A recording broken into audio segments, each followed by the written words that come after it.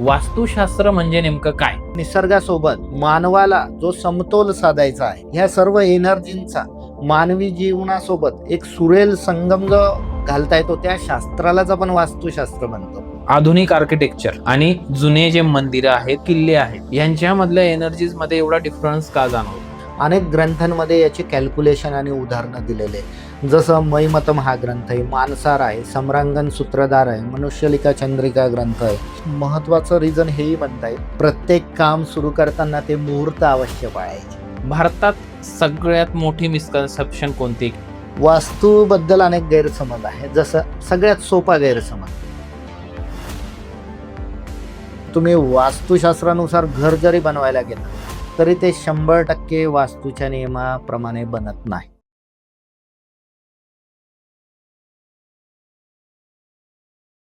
नमस्कार सर, स्वागत आहे तुमचं द सोशल लेन्स या चॅनलवरती.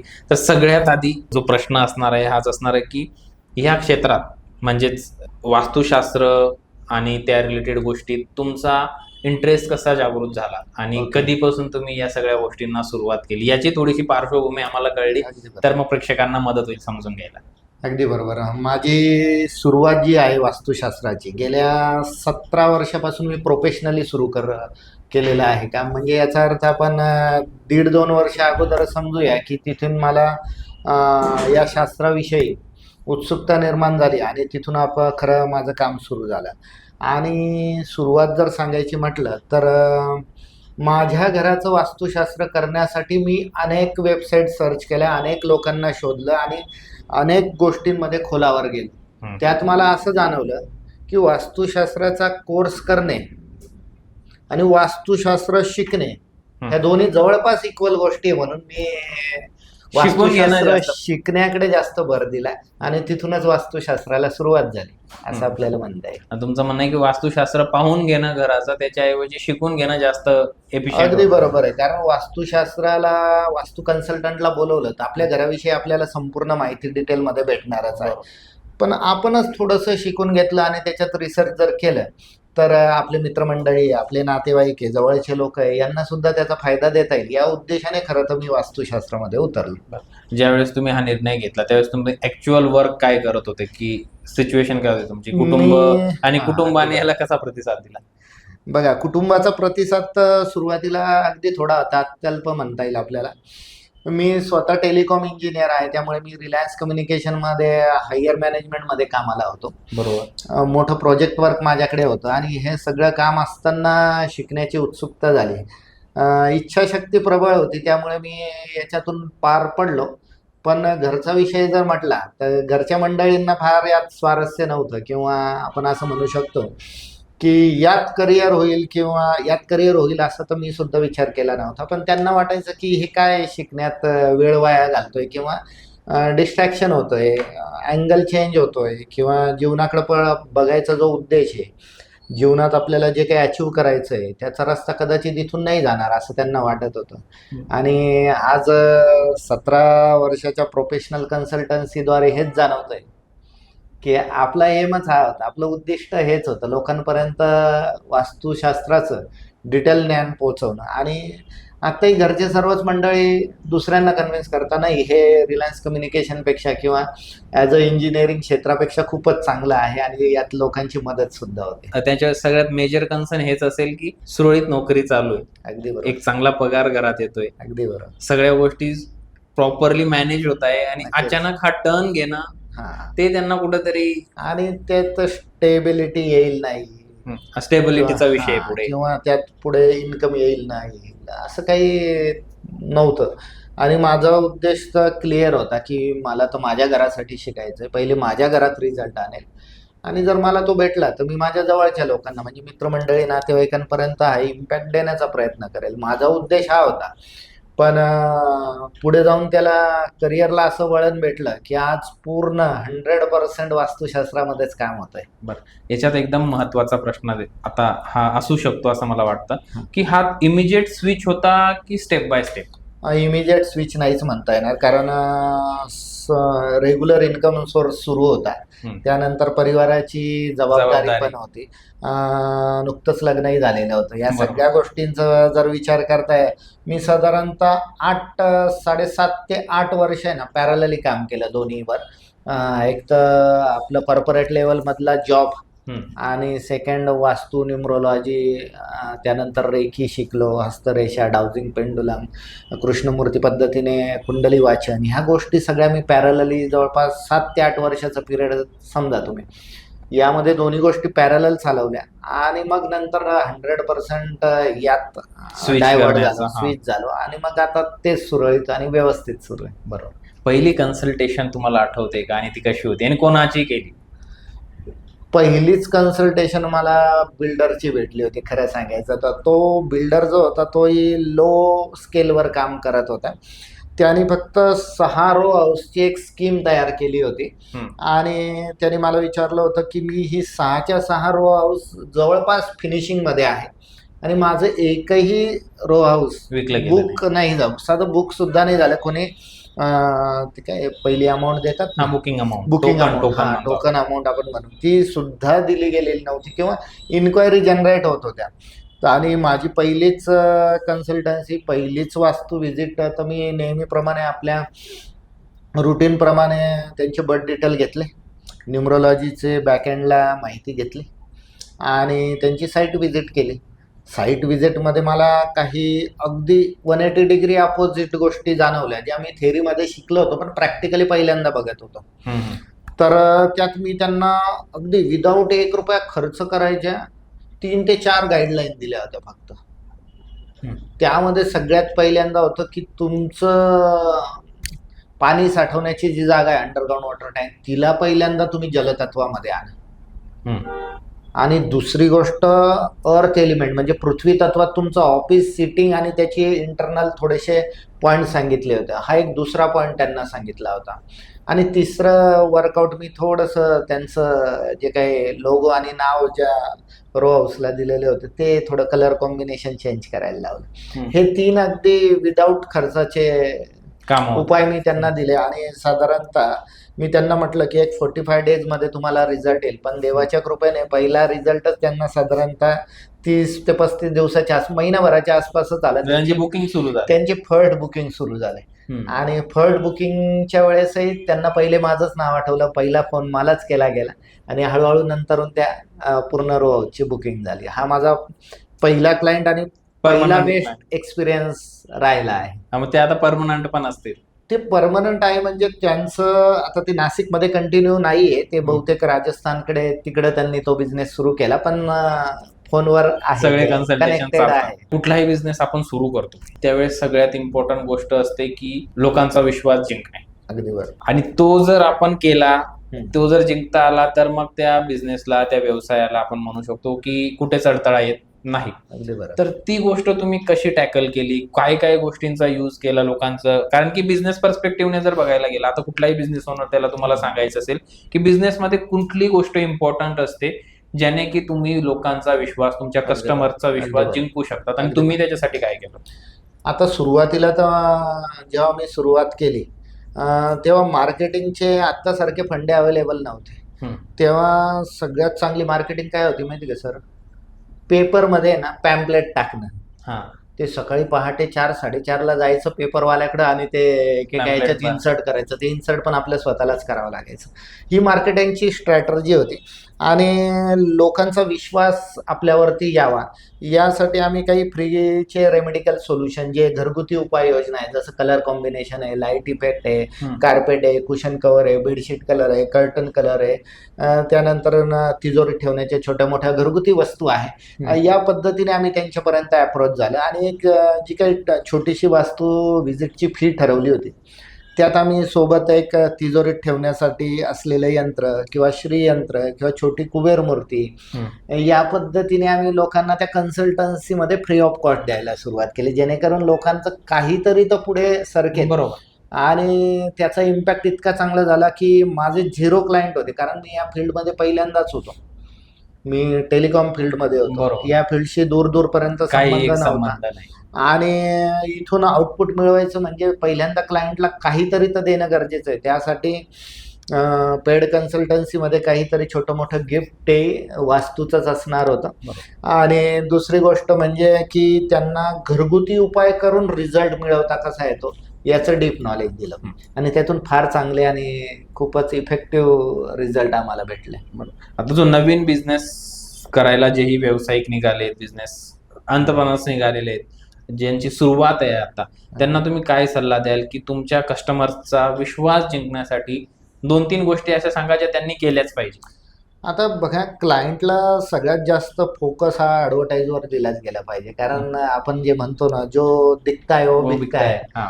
तर जे काही दिसतं ते विकलं जातं, पण त्याचं प्रेझेंटेशन जर वास्तुशास्त्रानुसार जर केलं, जसं जलतत्वाच्या झोनमध्ये जलतत्वाच्या वस्तू ठेवल्या, अग्नितत्वाच्या झोनमध्ये अग्नितत्व ठेवलं, वायुतत्व, आकाशतत्व, पृथ्वीतत्व याचं झोन वाईज कॅटेगराईज करून जर का तो डिस्प्ले तयार केला, तो तर नक्कीच इफेक्टिव्ह होतं. म्हणून मी सर्वसामान्य लोकांना म्हणेल की मार्केटिंग स्ट्रॅटर्जी बरोबर तुम्ही तुमच्या वास्तूतल्या जर एक बेसिक एनर्जी वाढवल्या, ज्या फक्त जल, पृथ्वी, अग्नी, वायू, आकाश यांचा उपयोग करून फक्त रिअरेंजमेंट ऑफ ऑल मटेरियल, म्हणजे त्या वस्तूंच्या सगळ्या प्लेसमेंट जे आहे ते बरोबर एनर्जी वाईज करा, तरी सुद्धा तुम्हाला रिझल्ट भेटेल. आणि काही ठिकाणी आपण म्हणतो की देवघर अतिशय इम्पॉर्टंट असतं. मग कुठलाही सोर्स ऑफ इन्कम असो, बिझनेस सोर्सेस असो, त्याच्यात एक छोटंसं प्रतिकात्मक देवघर हे असलंच पाहिजे. त्यानंतर तुमचं जे काही ब्रँडिंग नेम आहे ते कुठल्या कलर कॉम्बिनेशनमध्ये असलं पाहिजे याच्या गाईडलाईन देतो आपण. आणि त्या ब्रँडिंगचा लोगो अतिशय इम्पॉर्टंट आहे. तो जो न्यूमरोलॉजी आणि ॲस्ट्रोलॉजीने तो जो लोगोचा कलर, शेप्स, ह्या सगळ्या गोष्टी जर बॅलन्स केल्या तर नक्कीच रिझल्ट भेटतो. बरोबर. तर ह्याच मुख्य 2-3 गोष्टी आहे की त्याच्यावर फोकस करणं जास्त गरजेचं आहे. एकंदरीत अंदाज आला लोकांना की आपण कोणत्या गोष्टी कशा हाताळल्या पाहिजे. सगळ्यात महत्वाचा प्रश्न या पॉडकास्ट मधला हा सगळ्यात महत्वाचा प्रश्न असेल पूर्ण, की वास्तुशास्त्र म्हणजे नेमकं काय, हे थोडंसं जर क्लिअर करून दिलं ना, म्हणजे पुढची जेही आपलं डिस्कशन आहे ते प्रेक्षकांना समजण्यात थोडी जास्त मदत होईल. अगदी बरोबर. आता काय झालं की युट्यूब आणि रील्स वरती एवढ्या काही गोष्टी बोलल्या जातात, तर मेन वास्तुशास्त्र आहे ना किंवा त्याची व्याख्या आहे ना कुठेच सापडत नाही. फक्त यंत्र पिरॅमिड विकणे एवढंच वास्तुशास्त्र आता मर्यादित राहिलंय. खरं तर वास्तुशास्त्र म्हणजे काय म्हणता येईल आपल्याला, की निसर्गासोबत मानवाला जो समतोल साधायचा आहे त्याच्यासाठी काही गोष्टी इफेक्टिव्हली गरजेच्या आहेत. त्यामध्ये पंचतत्व आहे, जल, पृथ्वी, अग्नी, वायू, आकाश. त्याचबरोबर पृथ्वीवर येणारी वैश्विक ऊर्जा, ज्याला आपण कॉस्मिक एनर्जी म्हणतो, त्याचाही आपण इथे विचार केला पाहिजे. त्यानंतर ग्रॅव्हिटेशनल फोर्स, पृथ्वीची गुरुत्वाकर्षण शक्ती, याचा पण आपण विचार केला गेला पाहिजे. ह्या सर्व गोष्टींचा, ह्या सर्व एनर्जींचा मानवी जीवनासोबत एक सुरेल संगम जो घालता येतो त्या शास्त्रालाच आपण वास्तुशास्त्र म्हणतो. आणि त्याची जी काही प्लेसमेंट आहे ती निसर्गाला अनुरूप जर केली तर एनर्जी एनहान्समेंट खूप चांगली होती. यालाच आपण वास्तुशास्त्र म्हणतो. आणि हेच वास्तुशास्त्र आज कुठल्याच पेपर नोट्समध्ये किंवा कुठल्याच रीलमध्ये दिसत नाही. हे थोडीशी खंत म्हणावं लागेल आपल्याला. ते आता नेमकी दाखवता काय आहेत आणि त्याच्यावर तुमचं पर्सनल ओपिनियन काय? आता दाखवताना म्हणजे काही चुकतंय का दाखवताना? चुकतं म्हणण्यापेक्षा जो तो ज्याचा त्याचा विचार आहे आणि ते विचार मांडताय. पण रील पण असे भयानक बनताय सर की श्रीयंत्र दाखवताना त्याच्यावर पैशांचा पाऊस पडतोय. म्हणजे ते इमॅजिनेशनच्या पलीकडे गेलेले आहे आता, की श्रीयंत्राने काही पाऊस पडत नाही किंवा कुबेर मूर्तीने काही खूप धन भेटत नाही. हा, त्या गोष्टीने धन कमावण्याची एनर्जी आपल्या घरात डेव्हलप व्हायला सुरुवात होते. आणि शेवटी 99% तुमच्या मनगटात जोर पाहिजे, काम केलंच पाहिजे. ह्या सगळ्या सपोर्टिव्ह गोष्टी आहे आणि हा सपोर्ट फार महत्त्वाचा आहे. पण बऱ्याच अंशी लोक, जसा आता विषय निघालाच आहे तर म्हणून सांगतो की रेमेडिकल सोल्युशन, उपाययोजना याच्यावर फार जास्त भर दिला जातो. कोणी वास्तुशास्त्राबद्दल बोलतच नाही ना. हे प्रोडक्ट घ्या, याचे असे इम्पॅक्ट आहे, हे यंत्र लावा, याचे असे इम्पॅक्ट आहे, हे पिरॅमिड लावा, अशी एनर्जी भेटेल, हे करा, ही फोटो फ्रेम लावा, हेच चाललेलं आहे. पण त्याच्यात आहे ना कुठल्याच नैसर्गिक गोष्टी आपल्याला पाहायला भेटत नाही. कारण वास्तुशास्त्र हे ग्रंथातून आलेलं आहे. बरोबर. वास्तुशास्त्राचा उगम 4 वेदांमधून आलेला आहे. त्याचबरोबर 18 पुराणं आहेत आपले, 108 उपनिषदं आहे आणि मी 150 पेक्षा जास्त ग्रंथांची नावं वाचली आहे आणि त्याच्यातले जवळपास 40 एक ग्रंथांचा डिटेल अभ्यास केलेला. ह्या ग्रंथांमध्ये मला कुठेच दिसलं नाही की यंत्र वापरा. की नाही यंत्र वापरा आहे, हा. पण ते प्लास्टिक वापरा असं कुठेच दिसलं नाही. हम्म. त्यामध्ये काय वापरा हे दिलेलं आहे. मेटल म्हणजे प्रत्येक धातू तुम्ही वापरू शकता. सिल्वर आहे, कॉपर आहे, गोल्ड आहे, ब्रास आहे. हे 4-5 प्रमुख धातू वापरण्यावरती बऱ्याच ग्रंथांमध्ये चांगलं मत प्रदर्शित केलं गेलंय. त्याबरोबर नॅचरल वस्तू म्हणजे रत्न आहे, उपरत्न आहे, हे वापरणं गरजेचं आहे.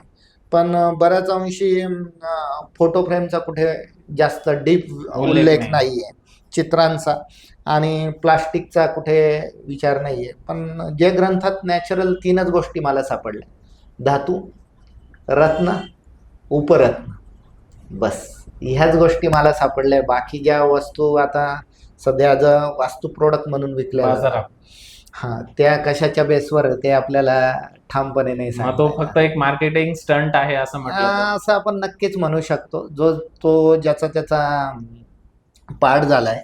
पण आपण फक्त नॅचरल गोष्टींवरच भर देतो आणि रेमेडिकल हा शब्द फार येतो. रेमेडिकल सोल्युशन म्हणजेच उपाययोजना. उपाययोजना म्हणजे काय, तर लोकांना उपाययोजना म्हणजे ट्रीटमेंट हा शब्द आहे. तर ट्रीटमेंट आम्ही फक्त टॉयलेटला करतो, बाकी सगळ्या विधी करतो. बरोबर. एनर्जी वाईज तर ट्रीटमेंट आपल्याकडं एकच अवेलेबल आहे, फक्त टॉयलेट ट्रीटमेंट. बाकी सगळ्या विधी करतो आपण. ते काय असतं?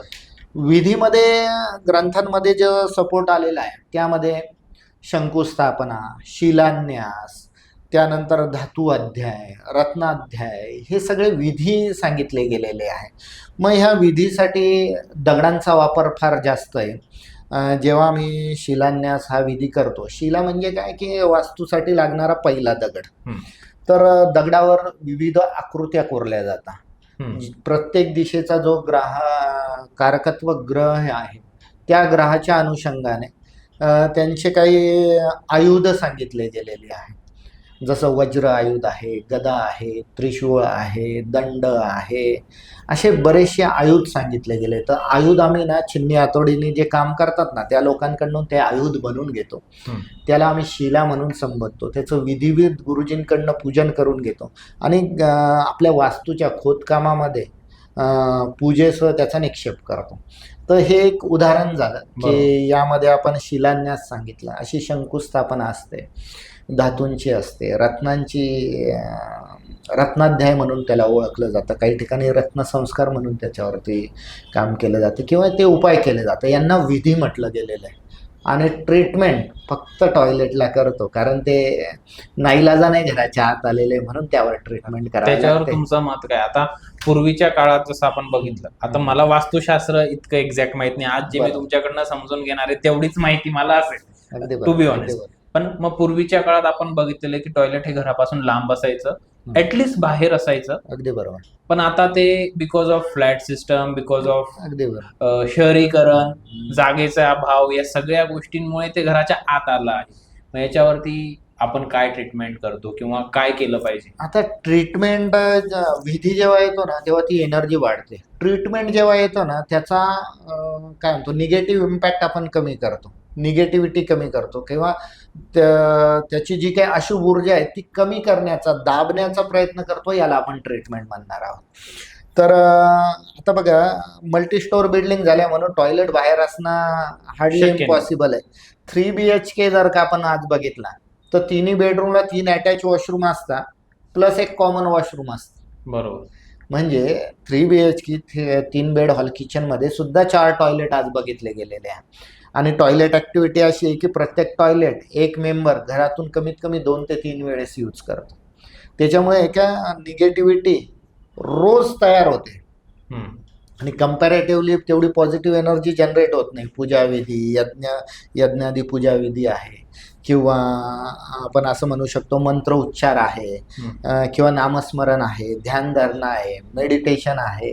ह्या गोष्टी फार काही कंपॅरेटिव्हली होत नाही. तर कंपॅरेटिव्हली पॉझिटिव्ह ऊर्जा वाढत नाही आहे, पण टॉयलेट ॲक्टिव्हिटीमुळे रोज निगेटिव्ह एनर्जी वाढत जाते आणि त्याचा एक दिवस निगेटिव्हली इम्पॅक्ट होतो. जशी जशी निगेटिव्ह एनर्जी साचत जाणार तसा निगेटिव्हली इम्पॅक्ट होतो. पण आम्ही म्हणतो की आता नाईलाजाने जर ते आपल्या घरात आलेलं आहे तर त्यावर काही उपाय करणं गरजेचं आहे, ट्रीटमेंट करणं गरजेचं आहे. त्यासाठी आम्ही जाड मिठाची एक रेमेडी सांगतो की काचेच्या ग्लासमध्ये जाड मीठ भरून ठेवा, जेणेकरून निगेटिव्हिटी कमी होईल. तुरटीचा वापर केला जातो. काही टॉयलेट गॅजेट आम्ही डेव्हलप केलेले, ते वापरून सुद्धा टॉयलेटचा इम्पॅक्ट आपण कमी करतो. यात फक्त जर इम्पॅक्ट कमी होतो, 100% वास्तुदोष कधीही जात नाही. आता फ्लॅट सिस्टम मध्ये तरी जाऊ शकत नाही. आणि तुम्ही वास्तुशास्त्रानुसार घर जरी बनवायला गेलं तरी ते 100% वास्तूच्या नियमाप्रमाणे बनत नाही. त्याला आपण एक बंगल्याचं म्हणताय तुम्ही? हो, बंगल्याचंच म्हणतोय. बंगला किंवा किती मोठी वास्तू घ्या, इंडिव्हिज्युअल वास्तू घ्या, तरी 100% वास्तूच्या नियमानुसार आपल्याला घर बनवता येत नाही, बंगला बनवता येत नाही. का? तर त्याचे नियमच त्याप्रमाणे दिले गेलेले आहे. साधारणतः 90 ते 92% म्हणजे अप टू 92% आपण वास्तुशास्त्राच्या नियमात बसू शकतो. 100% बनवायला एक मोठी अडचण आहे, ती म्हणजे ब्रह्मस्थान. ब्रह्मस्थान हे आकाशापर्यंत ओपन असावं. आणि ब्रह्मदेवाची जी जागा वास्तू पदमंडलात सांगितली गेलेली आहे ती 1/9 ऑफ युअर होल हाऊस, म्हणजे 1/9%. थोडक्यात काय म्हणू शकतो आपण, 90 स्क्वेअर फीट जर घर असेल, 100 स्क्वेअर फूटचं घर असेल तर 10% जागा, 10% जागा जी आहे ती आपण ब्रह्मस्थानाला सोडायची, सेंटरचा पॉईंट. त्याच्यासाठी आम्ही एक सिंपल गणित सांगतो. आपली चौकोनी किंवा आयताकृती वास्तू आहे, त्याचे उभे 3 पार्ट करा आणि आडवे 3 पार्ट करा. 3x3 ची ग्रीड तयार झाली.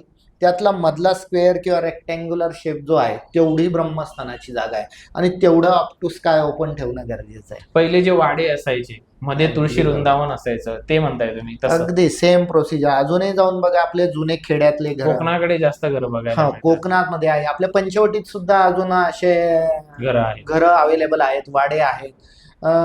पूर्वीच्या काळी राजदरबार किंवा राजांचे महल याप्रमाणे डिझाईन केले गेलेले. साऊथकडे अजून सुद्धा असे ब्रह्मस्थान ओपन असलेले वास्तू आहे. त्याला आम्ही 3 प्रकारात मध्ये मोडतो: द्विशाला भवन, त्रिशाला भवन आणि चतुशाला भवन. यामध्ये सिद्धार्थ वास्तू आहे, वात वास्तू आहे, काच वास्तू आहे, स्वस्तिक वास्तू आहे, चुल्ली वास्तू आहे, पक्षग्न वास्तू आहे, असं कॅटेगराईज केलेल्या वास्तू आहे. प्रत्येक वास्तूला पण ब्रह्मस्थान हे मोकळं सोडणं हे अनिवार्यच आहे. आणि त्यानंतर द्विशाला, त्रिशाला, चतुशाला असं आम्ही वर्गीकरण करून काही वास्तू निर्माण केलेल्या आहे, किंवा जो ग्रंथांचा अभ्यास आहे त्याप्रमाणे आपण लोकांना गाईडलाईन देऊन, आर्किटेक्टला गाईडलाईन देऊन तसं प्लॅनिंग डिझायनिंग करून घेतो, आणि त्याप्रमाणे एनर्जी इम्पॅक्ट आपण सर्व लोकांपर्यंत पोहोचवतो. बरोबर. मग आता हा एक प्रश्न आहे की जे 3 BHK घर घेता, एक्झाम्पल मी फक्त विचारतोय, त्यांनी असं करायला पाहिजे का की वॉशरूम किंवा जे टॉयलेट बनवतात एक अटॅच्ड, ते कमी केले तर जास्त बेटर राहील, की याच्यावर तुमचं मत काय? अगदी मी तेच म्हणेल की ते कमीत कमी ठेवले. आता बरेच लोक म्हणतात सर आमच्या घरात 4 वॉशरूम आहे, नॉर्थ ईस्टला 1 वॉशरूम येतो, आम्ही बंद करू. म्हणजे रिक्वायरमेंटच होऊन गेली लोकांची की मला प्रत्येक बेडरूम मध्ये पाहिजे, रिक्वायरमेंटच झाली.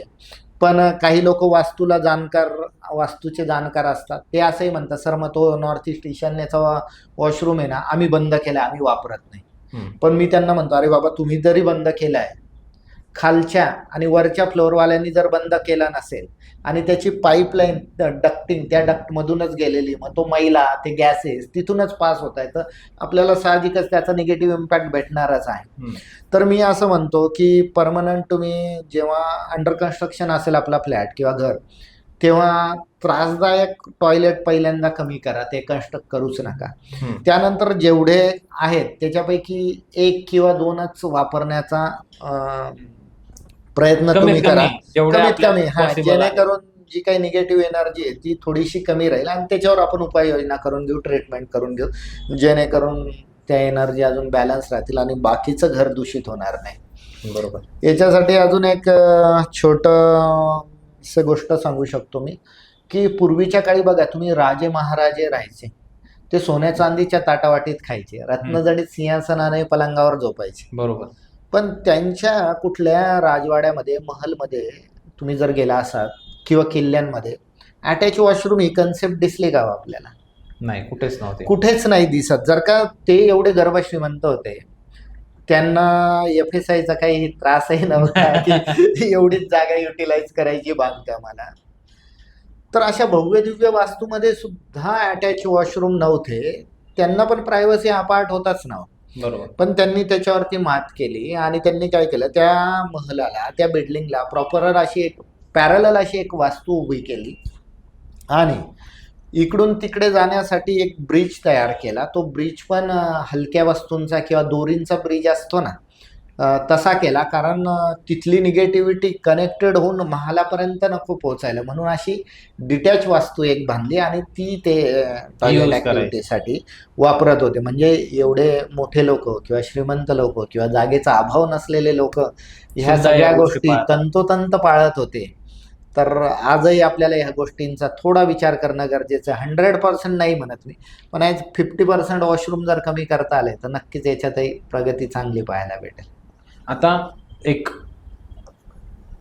आधुनिक आर्किटेक्चर आणि जुने जे मंदिर आहेत किंवा किल्ले आहेत यांच्यामधल्या एनर्जीज मध्ये एवढा डिफरन्स का जाणवतो? की जे जुने मंदिर आहेत किंवा कुठलंही मंदिर घेतलं किंवा जुने मंदिर खास करून जसं आपलं आता काळाराम मंदिर आहे, तिथे गेल्यानंतर जी शांतता भेटते, जी एनर्जी आपल्याला जाणवते, किंवा त्र्यंबकेश्वरचं मंदिर घ्या, इतकी गर्दी असते तरी देखील एकदा दारात प्रवेशद्वाराच्या आत पाय टाकल्यानंतर एनर्जी टोटली डिफरन्स असते. गर्दी अंगाला अंग खेटन लोक चालत असतात स्टील. त्याच्यानंतर किल्ले किंवा प्राचीन वास्तू, मग यांच्या एनर्जीज मध्ये एवढा डिफरन्स काय? म्हणजे असं काय वेगळं केलंय त्यांनी? अगदी बरोबर. आता वास्तुशास्त्राच्या नियमानुसार जर वास्तू तुम्ही कन्स्ट्रक्ट केली किंवा बांधकाम केलं तर तो एनर्जी फ्लो आपल्याला नक्कीच पाहायला भेटतो. यासाठी अनेक ग्रंथांमध्ये याची कॅल्क्युलेशन आणि उदाहरणं दिलेले आहे. जसं मैमतम हा ग्रंथ आहे, मानसार आहे, सम्रांगण सूत्रधार आहे, मनुष्यलिका चंद्रिका ग्रंथ आहे. त्यानंतर कॅल्क्युलेशन ह्या ग्रंथांमध्ये असे दिलेले आहे की मंदिराचं गर्भगृह कसं पाहिजे, त्याचा घुमटाचा आकार किती पाहिजे, किती कोण वरती पाहिजे, गर्भगृह आणि मूळ मंदिरातला गाभा याच्यातलं डिस्टन्स कसं पाहिजे, सभामंडप किती बाय कितीचा पाहिजे, कॉलम म्हणजेच आपण त्याला आता उभे खांब जे असतात, मंदिरामध्ये असंख्य खांब दिसतात, जे खांब आहेत त्याची लांबी, रुंदी, उंची याचं सुद्धा गणित आपल्याला बऱ्याचशा ग्रंथांमध्ये आपल्याला पाहायला भेटतं. आणि त्या ग्रंथांचा, त्या कॅल्क्युलेशनचा आधार घेऊन ही सगळी मंदिरं बनवली गेलेली आहेत. जसं कपालेश्वर मंदिर आहे नाशिकमधलं, त्यानंतर त्र्यंबकेश्वरचं 12 ज्योतिर्लिंगांपैकी एक महादेवाचं मंदिर आहे त्र्यंबक राजांचं. त्यानंतर काळाराम मंदिर एक आहे पंचवटीमध्ये. ह्या सगळ्या मंदिरांची आखणी ही वास्तूंच्या नियमानुसार झाली आहे आणि हे फक्त दगडातच बनवले गेलेले आहे. याची सगळ्या प्रेक्षकांनी खरं तर नोंद घेतली पाहिजे की सिमेंट शीट आलेल्या आहे, सिमेंटचं बांधकाम आलेलं आहे, सिमेंट छतासाठी लागणारं स्टील आलेलं आहे, टाईल्स आलेले आहे, असं काहीच नाही ना. तिथे फक्त काय आहे, दगडच वापरला गेलेला आहे. आणि त्या दगडाची टेस्टिंग करण्यासाठी पण खूप चांगले एक वैज्ञानिक अवेलेबल होते पूर्वीच्या काळी आपल्या समाजामध्ये किंवा आपल्या पूर्वजांमध्ये, की ते दगडांचं प्रॉपर विश्लेषण करून ते दगड तिथपर्यंत आणले जायचे, त्यावर कोरीव काम केले जायचे आणि मग त्या सगळ्या गोष्टी तिथे वापरल्या जायच्या. आणि त्याचं सगळ्यात महत्त्वाचं रिझन हेही म्हणता येईल, प्रत्येक काम सुरू करताना ते मुहूर्त अवश्य पाळायचे. कारण मुहूर्ताचं महत्त्व इतकं सांगितलं गेलेलं आहे की तुम्ही खोदकामाला कधी सुरुवात केली पाहिजे, मंदिराच्या गाभाऱ्याचं काम कधी केलं पाहिजे, सभामंडपाचं कधी केलं पाहिजे, कळस कधी बसवला पाहिजे किंवा त्याचं काम कुठल्या विशिष्ट नक्षत्रावर सुरुवात केली पाहिजे, हे मुहूर्तशास्त्र म्हणून पण एक पार्ट आहे. तर वास्तू बांधकामासाठी मटेरियल सोबत मुहूर्त पाहणं गरजेचं आहे. आणि आर्किटेक्चर ड्रॉइंग म्हणजेच त्याचा नकाशा, आराखडा बनवणं विथ वास्तू रूल्स अँड रेग्युलेशन, तेही महत्त्वाचं. ह्या सगळ्यांची एनर्जी तिथे काम करते आणि पंचतत्व बॅलन्स होतात. जल, पृथ्वी, अग्नी, वायू, आकाश. आणि पंचतत्व जेव्हा बॅलन्स होते तिथे प्रचंड मोठ्या प्रमाणात सात्विक ऊर्जा तयार होते.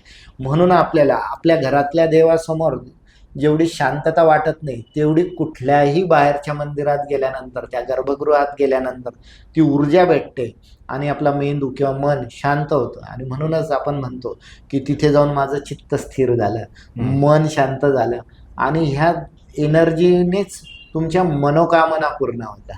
बरोबर. हेच ते सगळं शास्त्र आहे असं आपल्याला म्हणता येईल. आणि सेम किल्ल्यांबरोबर विते किल्ल्यांबरोबर, किल्ल्यांमध्ये ना सर अजून एक थोडासा ट्विस्ट होता. तिथला जो काही किल्ल्यांकडे पाहण्याचा अँगल होता ना तो थोडा वेगळा होता. किल्ल्यांवरून बाहेर जायला आहे ना सहज रस्ता होता, पण आतमध्ये यायला सोपा रस्ता नव्हता. बरोबर.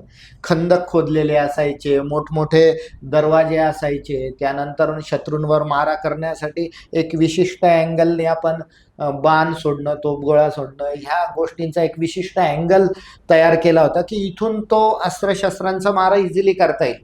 पण तिकडून जर रिव्हर्ट केला तर तो आपण अवघड. उभा असेल तरी लागणार नाही आम्हाला. म्हणजे या प्रकारे एक संरक्षणात्मक जी अभेद्य किल्ल्यांच्या भिंती किंवा तटबंदी आहे त्या डिझाईन केल्या गेल्या. पण त्याच्यातही वास्तुशास्त्राचा बराच अभ्यास केला गेला, जेणेकरून इतक्या उंच किल्ल्यांवरती पण तळे होते. कारण तिथं शस्त्रास्त्र, दारुगोळा ठेवण्याबरोबर जे लोक राहायचे त्यांना पाणी पण भेटलं पाहिजे. तर पाण्याचं, गोड्या पाण्याचे स्रोत तिथे होते, म्हणजे समुद्रातल्या किल्ल्यांवर सुद्धा होते. तर हे खरंच म्हणजे एक उल्लेखनीय गोष्ट, बरोबर विचार करायला भाग पडणारी गोष्ट होते. कारण ती स्थापत्य कला इतकी पुढे गेलेली होती. आज तर आपण बघतो, अनेक बातम्यांमध्ये वाचतो, ऐकतो की तो फ्लायओव्हर बनताच पडला त्याचा स्लॅब. आणि तुम्ही बघा व्हिक्टोरिया ब्रिज आपला पंचवटीतला, तो वर्षानुवर्ष जसाच्या तसा आहे, विदाउट एनी मेंटेनन्स. तर ही गोष्ट नक्कीच आहे की त्यांच्याकडे काहीतरी स्किल होतं, एक सिक्स सेन्स होता असं आपण म्हणू शकतो. आणि त्यांचा अभ्यास त्यांचा प्रॉपर होता, जो आजकालच्या लीडिंग इंजिनियरला सुद्धा तो विचार करायला भाग पडेल. कदाचित पेपर फुटीमुळे होत असेल. पेपरपट्टीचा विषय काढला तर मी त्याच्याबद्दल असं सांगेल की अर्थातच तुमचं बोलण्याचा रोख येतो बरोबर होता. कारण अपुरं ज्ञान हे प्रत्येकाला घातक असतं. आणि वास्तुशास्त्रात सुद्धा सर सेम हेच आहे की तुम्ही 2 रील पाहिले, 4 दिवसाचा वास्तू कोर्स केला आणि तुम्ही वास्तू कन्सल्टंट झाला, असं नाहीये सर. बरोबर. वर्षानुवर्षाची मेहनत लागते, डीप स्टडी लागतो, ग्रंथांचा अभ्यास लागतो आणि सगळ्यात महत्त्वाचं म्हणजे मल्टिपल वास्तू व्हिजिटचा तुम्हाला एक्सपिरियन्स लागतो. तर पेपर फुटीबद्दल हा म्हणजे चांगला विषय काढला तुम्ही. त्याच्याशी अजून एक संदर्भ येतो. मी जे काही रील वगैरे किंवा छोटे मोठे व्हिडिओज बनवतो त्यामध्ये प्रामुख्याने एक रील खूप जास्त व्हायरल झाली होती. त्यामध्ये मी लोकांना असं आवाहन केलं होतं की तुम्ही घर जे घेता त्यासाठी तुम्ही तुमच्या पूर्ण आयुष्याची मेहनत, पैसा लावता. बरोबर. साधारणतः 50 लाखापासून 1 करोडपर्यंत नॉर्मल लोक घरं घेतात. मग एवढं लाखो रुपयांचं तुम्ही घर घेता तर वास्तू कन्सल्टंट किती तोड लागेल तुम्हाला. बरोबर. किती चांगला लागेल.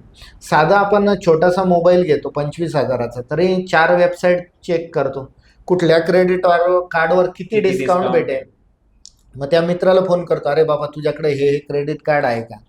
आणि ते सगळं झाल्यानंतरही अजून एक ऑप्शन उरतो, रिलायन्स डिजिटल आणि क्रोमा आहे ना, तिथे जाऊन हातात फील घेऊन बघतो, अरे हा कसा दिसतोय, कसा कॅमेरा चालतोय. म्हणजे हे सुद्धा लोक करतात 25,000च्या मोबाईलला. पण वास्तू कन्सल्टंट हायर करताना हे कोणीच पाहत नाही. वास्तू कन्सल्टंट हायर करताना लोक अजूनही पारंपरिक निष्कर्षावर डिपेंड आहे. ते मी काही सांगत नाही पारंपरिक निष्कर्ष, पण काय बघितलं पाहिजे ते सांगतो की सगळ्यात अगोदर वास्तू कन्सल्टंटचं एज्युकेशन क्वालिफिकेशन काय, बरोबर, टेक्निकल एज्युकेशन आहे की नाही. त्यानंतर सर्वात महत्त्वाचं किती वास्तू व्हिजिटचा त्याला एक्सपिरियन्स आहे, किती वर्षापासून या क्षेत्रात काम करतोय. तो घरून काम करतो ते प्रॉपर त्याचं एक सिटिंगचं ऑफिस आहे आणि त्यानंतर त्याला काही वास्तुशास्त्र किंवा या तत्सम क्षेत्रात शिकवण्याचा काही अनुभव आहे का? आणि सगळ्यात सोपं म्हणजे गुगल रिव्ह्यू पाहून घ्यायची, कारण अजून तरी गुगल रिव्ह्यूला थोडी डिमांड आहे. हा, छेडछाड नाही करता करता नाही येत आणि लोक अगदी बरोबर मनातल्या Google गोष्टी Review, तिथे मांडतात. त्याच्यात मांडता आणि ते चांगला प्लॅटफॉर्म आहे. ते मनातल्या गोष्टी किंवा रिव्ह्यूज देणं हा एक चांगला प्लॅटफॉर्म आहे. तर तुम्ही त्या लोकांचे रिव्ह्यूज पाहिले पाहिजे. त्यानंतर 1 to 1 जाऊन डिस्कशन केलं पाहिजे, अगदी प्रायमरी 2-5 मिनिटाचं. आणि त्यानंतर ठरवायला पाहिजे की हा वास्तू कन्सल्टंट कॅपेबल आहे का आपल्याला पुढे नेण्यासाठी, किंवा आपल्या वास्तूची एनर्जी वाढवण्यासाठी, किंवा आपल्याला दिलेले जे काही गायडन्स आहे, सजेशन आहे, ते आपल्याकडून इम्प्लिमेंट होतील का नाही होणार, या सगळ्यांचा अभ्यास खरं केला तर क्लायंटने केला पाहिजे. आणि फक्त क्लायंटची एकच गोष्ट कळते, नाही मला यांनी फसवलं, मला त्यांनी फसवलं. अहो, ते फसवत होते, तुम्ही काय करत होते? बरोबर. तुमचा अभ्यास कमी पडला, तुमचा होमवर्क कमी पडला, तर तुम्ही तो वाढवा. 25,000च्या मोबाईलसाठी जो करता ना, तसं 50 लाख किंवा 1 करोडच्या घरासाठी वास्तू कन्सल्टंट तोडीस तोड निवडा, शोधा त्याला, आणि मग विश्वास ठेवा आणि मग पुढे जा. कसं काय फसणार आहे? नाहीच फसणार. तिथेही धडपड गरजेची आहे. हा, ते गरजेचंच आहे. आता विषय आपला असा निघाला होता की आता जे पूल तुटतायत याचा अर्थ असा आहे की लोक चुकीचे इंजिनियर्स किंवा हा, वेल एज्युकेटेड इंजिनियर्स ते काम करत नाही, आणि त्याच्यात अजून दुसरा पैलू करप्शनचा आहे. आता त्या विषयावर आपल्याला बोलून तो खूप मोठा विषय मोठा होऊन विषय, जाईल. अगदी बरोबर. हा. भारतात सगळ्यात मोठी मिसकन्सेप्शन कोणती किंवा गैरसमज कोणता आहे वास्तूला धरून? वास्तूबद्दल अनेक गैरसमज आहे. जसं सगळ्यात सोपा गैरसमज, आमचं घर पूर्व पश्चिम आहे. हं. अहो, पण पूर्वेला दरवाजा आहे का पश्चिमेला दरवाजा आहे, त्याच्यानुसार पण गोष्टी त्याच्या बदलतात. एनर्जी बदलतात. हं. त्यानंतर दुसरा गैरसमज असा आहे की टॉयलेट सीटवर बसल्यावरती आम्ही चेहरा कुठे केला पाहिजे. तर ह्या सगळ्या गोष्टींचं एकच उत्तर आहे की तुमच्या घरातला ट्रू नॉर्थ ओळखता आला पाहिजे. हं. मॅग्नेटिक नॉर्थ वेगळा असतो, ट्रू नॉर्थ वेगळा असतो. त्याच्याने जी उत्तर दिशा आपण फायनल करतो, त्याप्रमाणे 4 मुख्य दिशा आणि 4 उपदिशांचा विस्तार भेटतो. हं. ह्या विस्तारानुसार आपल्याला 81 वास्तू पदमंडलाचा विस्तार कळतो. हं. वास्तू पदमंडलाचा विस्तार कळाला तर त्याच्यातल्या 45 देवता एनर्जी फील्डचा विस्तार कळतो. बरोबर. ह्या सगळ्या गोष्टींचा ॲक्युरेट विस्तार कळालं तरच आपल्याला ठामपणे सांगता येतं की हे घर ना पूर्वेचं आहे ना पश्चिमेचं आहे. हे घर, हा दरवाजा ईशान्येचा आहे, हे आपल्याला ठामपणे सांगता येतं. तसंच की टॉयलेट कुठल्या झोनमध्ये कमी त्रास देतो, टॉयलेट घरात आहे म्हणजे त्रास देणार असतो, पण कुठल्या झोनमध्ये कमी त्रास देतो हे आम्ही घराच्या ब्रह्मस्थानापासून एका विशिष्ट अँगलवर, विशिष्ट पददेवता एनर्जी फील्ड तिथे असते, त्यानुसार आम्ही ते कॅल्क्युलेट करून देतो. पण लोक अजूनही यातच अडकलेले आहे की टॉयलेट सीटवर बसल्यानंतर चेहरा कुठे झाला पाहिजे. झोनच चुकीचा असेल तर चेहरा कुठेही करा, त्याला फायदा नाही. जसं आमचं किचन ईशान्येला आहे, पण माझी मिसेस आहे ना पूर्वेला चेहरा करून स्वयंपाक करते. पण ऑलरेडी किचन जर जलतत्वात गेलंय, तुम्ही जलतत्वात कुठेही चेहरा करून स्वयंपाक करा, ते चुकीचंच मानलं जाणार आहे. बरोबर. पण तेच कम्पॅरेटिव्हली जर अग्नितत्वात जर तुम्ही अग्नी प्रज्वलित करत असाल आणि त्यावेळेस त्या महिलेचा चेहरा कुठेही होत असेल, तरी अग्नितत्वाला जास्त मार्क आहे की चेहऱ्याला जास्त मार्क आहे. तर आपण पहिल्यांदा हे समजून घेणं गरजेचं आहे की कुठल्या झोनमध्ये ते किचन आहे आणि मग तिथे कुठलं फेसिंग केलं पाहिजे, हा सेकंडरी पार्ट झाला. तर असे छोट्या छोट्या गोष्टी बऱ्याचशा आहे लोकांकडे की त्याचं कन्फ्युजन फारच आहे आणि त्याचं उत्तर एका चांगल्या वास्तू कन्सल्टंट शिवाय देणं थोडंसं कठीण आहे. अवघडच जातं. मानसशास्त्राचा वास्तुशास्त्रामध्ये किती संबंध आहे? बघा, मानसशास्त्र म्हणजे सायकोलॉजीचा असर तर प्रत्येक क्षेत्रामध्ये पाहायला जातो, तसा वास्तुशास्त्रामध्ये पण पाहायला जातो. ते गुरुजी आले, ते वास्तू कन्सल्टंट आमच्या घरी आले, मग त्यांनी हे असं सांगितलं तर आणि आम्हाला फायदा झाला. नुसतं एवढ्या बोलण्याने पण मी तर म्हणतो 10 ते 15% वास्तूतले दोष कमी होता असं मला नक्कीच म्हणजे म्हणता एनर्जी येईल. पॉझिटिव्ह होऊन जाते. अगदी बरोबर की तज्ज्ञ व्यक्ती जर आपल्या घरात आला आणि त्यांनी दिलेले गाईडलाईन किंवा सजेशन्स ते इम्प्लिमेंट करताय तर नक्कीच फायदा होतो. तर हा 10 ते 15% इफेक्ट नक्कीच म्हणता येईल. याला म्हणजे तुम्ही- तुमच्या बरोबर असा अनुभव आलाय की तुम्ही घरात गेले एखाद्या वास्तू व्हिजिटसाठी आणि काहीच बघितलं नाही, फक्त त्या लोकांचे चेहरे बघितले आणि तुम्हाला अंदाज आला की ते काय बिघडलंय, असं कधी झालंय का? असा अनुभव आहे का? अगदी सर, असे अनुभव येतात कारण माणसाचा चेहरा बोलका असतो. जसं आम्ही ऑफिसमध्ये असतो कुंडली पाहायला जो वेटिंगला व्यक्ती असतो ना, तर LSRD नावाचं एक क्लॉक चालू असतं ग्रहांचं. त्या ग्रहांच्या पोझिशननुसार आपल्याला असं पण प्रेडिक्ट करता येतं किंवा असंही सांगता येतं की समोरचा नंतर वेटिंगला येणारा व्यक्ती जेव्हा आतमध्ये येईल तो कुठल्या कॅटेगरीचा प्रश्न विचारेल हे सुद्धा आपल्याला सांगता येतं. तर तसं चेहरा वाचून सुद्धा आपल्याला वास्तूतल्या काही एनर्जी नक्कीच डिफाईन करता येतात. पण आम्ही काय करतो, सगळ्यात अगोदर तर लोकांनाच विचारतो प्रश्न की तुमचा नेमका प्रॉब्लेम काय. जेव्हा ऑफिसला भेटायला येताना प्रॉब्लेम काय, ते सांगता अमुक अमुक प्रॉब्लेम आहेत. तर आम्ही लगेच दुसऱ्या सेकंदाला उत्तर देऊन देतो की तुमच्या घरातल्या ह्या दिशेतील ह्या झोनमध्ये अशी अशी वस्तू कदाचित ठेवलेली आहे किंवा या संदर्भातल्या काही वस्तू आहेत, त्यामुळे हा त्रास होता. आणि तुम्हाला खोटं वाटेल पण जवळपास 80 to 90% लोक होकारार्थीच मान डोलावतात की नक्की सर आमच्या ह्या झोनमध्ये ह्या दिशेला ह्या टाईपचं मटेरियल आहे. तर तिथेच लोकांचा विश्वास असा गाढ होऊन जातो, वाढतो आपल्यावरचा आणि वास्तू विजिट कन्वर्ट होते आणि तिथे गेल्यावर मी त्या गोष्टी त्यांना लगेच दाखवूनही देतो. म्हणून चेहरा हा बोलका असतो, चेहऱ्यावरून आपल्याला काही प्रमाणात तर नक्कीच सांगता येतं. असं एखाद्या वेळेस झालंय की आपण सगळ्या गोष्टी रिकमेंड केल्या, वास्तूचे चेंजेस रिकमेंड केले, स्टील त्या फॅमिलीला किंवा त्या व्यक्तीला त्याचे कुठलेही पॉझिटिव्ह इम्पॅक्ट नाही इम्पॅक्ट मिळाले. जाणवले नाही. अगदी बरोबर. असंही होतं, बऱ्याच ठिकाणी होतं. माझ्या अनुभवाप्रमाणे 25 ते 30% ठिकाणी असा नक्कीच अनुभव येतो की लोकांना वास्तुशास्त्राचे जेवढे चांगले पाहिजे तेवढे फायदे होत नाही. फायदे होत नाही असं नाही, पण ज्या लेवलला पाहिजे त्या लेवलला फायदे होत नाही. त्याचे मल्टिपल रिझन्स आहेत सर. त्याच्यामध्ये मी असं सांगतो की फक्त वास्तुशास्त्र केलं आणि तुमची भरभराट झाले, हे काही जादू चमत्काराचं शास्त्र नाहीये. बरोबर. मी लोकांना म्हणतो की 33% तुमची कुंडली काम करते, 33% तुमचे कर्मच काम करता आणि 33% वास्तूतल्या एनर्जी काम करता. जर तुमची कर्म आणि कुंडली चांगली असेल तर वास्तुशास्त्र नाही केलं तरी तुमचं चांगलंच होणार आहे. बरोबर. आणि तुमचे कर्म आणि कुंडली जर खराब असेल किंवा थोड्या महादशा अंतर्दशा त्रासदायक असेल, तेव्हा वास्तूचे मधले दोष डोकं वर काढता आणि त्यांना वास्तुदोषांचा जास्त त्रास होतो. तर अशा कॉम्बिनेशनमध्ये आम्ही न्यूमरो ॲस्ट्रो वास्तू करतो, म्हणजे त्यांची न्यूमरोलॉजी बॅकहँडला समजून घेतो, ॲस्ट्रोलॉजी समजून घेतो आणि मग फिजिकल वास्तू व्हिजिट करतो, त्यांच्या घरी जातो आणि त्यांना सांगतो की आत्ताचा काळ तुमचा अगदी 3-4 महिन्यापर्यंत खराब चालू आहे, तोपर्यंत तुम्ही हे छोटे मोठे उपाय करा, कारण तुम्हाला अजून तेवढा रिझल्ट मनासारखा भेटणार नाही, कारण की तुमची महादशा अंतर्दशा तेच अशी चालू आहे. तर हे सपोर्टिव्ह एलिमेंट वापरून आपण त्यांना अगोदरच गायडन्स देतो की हे जादू चमत्काराचं शास्त्र नाही, यात हळूहळू बदल होता आणि तुमची कर्मकुंडली पण याच्यात इन्व्हॉल्व आहे, म्हणजे त्याप्रमाणेच बदल होणार आहे. तर आपण हे थोडंसं स्पष्ट सांगतो. म्हणजे तुम्ही सुरुवातीपासून जेणेकरून- आतापर्यंत कमीत कमी 8 ते 10 वेळे बोलले की कर्म किती इम्पॉर्टंट आहेत. अगदी बरोबर. मनगटावर भरोसा असणं ही एक वेगळी गोष्ट आहे, अगदी बरोबर. नाहीतर मग वास्तू आणि कुंडली एकाकडे आणि कर्म एकाकडे. अगदी बरोबर. जर वास्तू खरंच काम करत असेल तर मग माझ्या अंदाजाने प्रत्येक श्रीमंत व्यक्ती वास्तुशास्त्राचं काटेकोरपणे पालन करत असतील. आपण असं म्हणू शकतो, वास्तुशास्त्र हा एक पार्ट आहे 30-33% की जो आपल्या जीवनात चांगला इम्पॅक्ट करतो.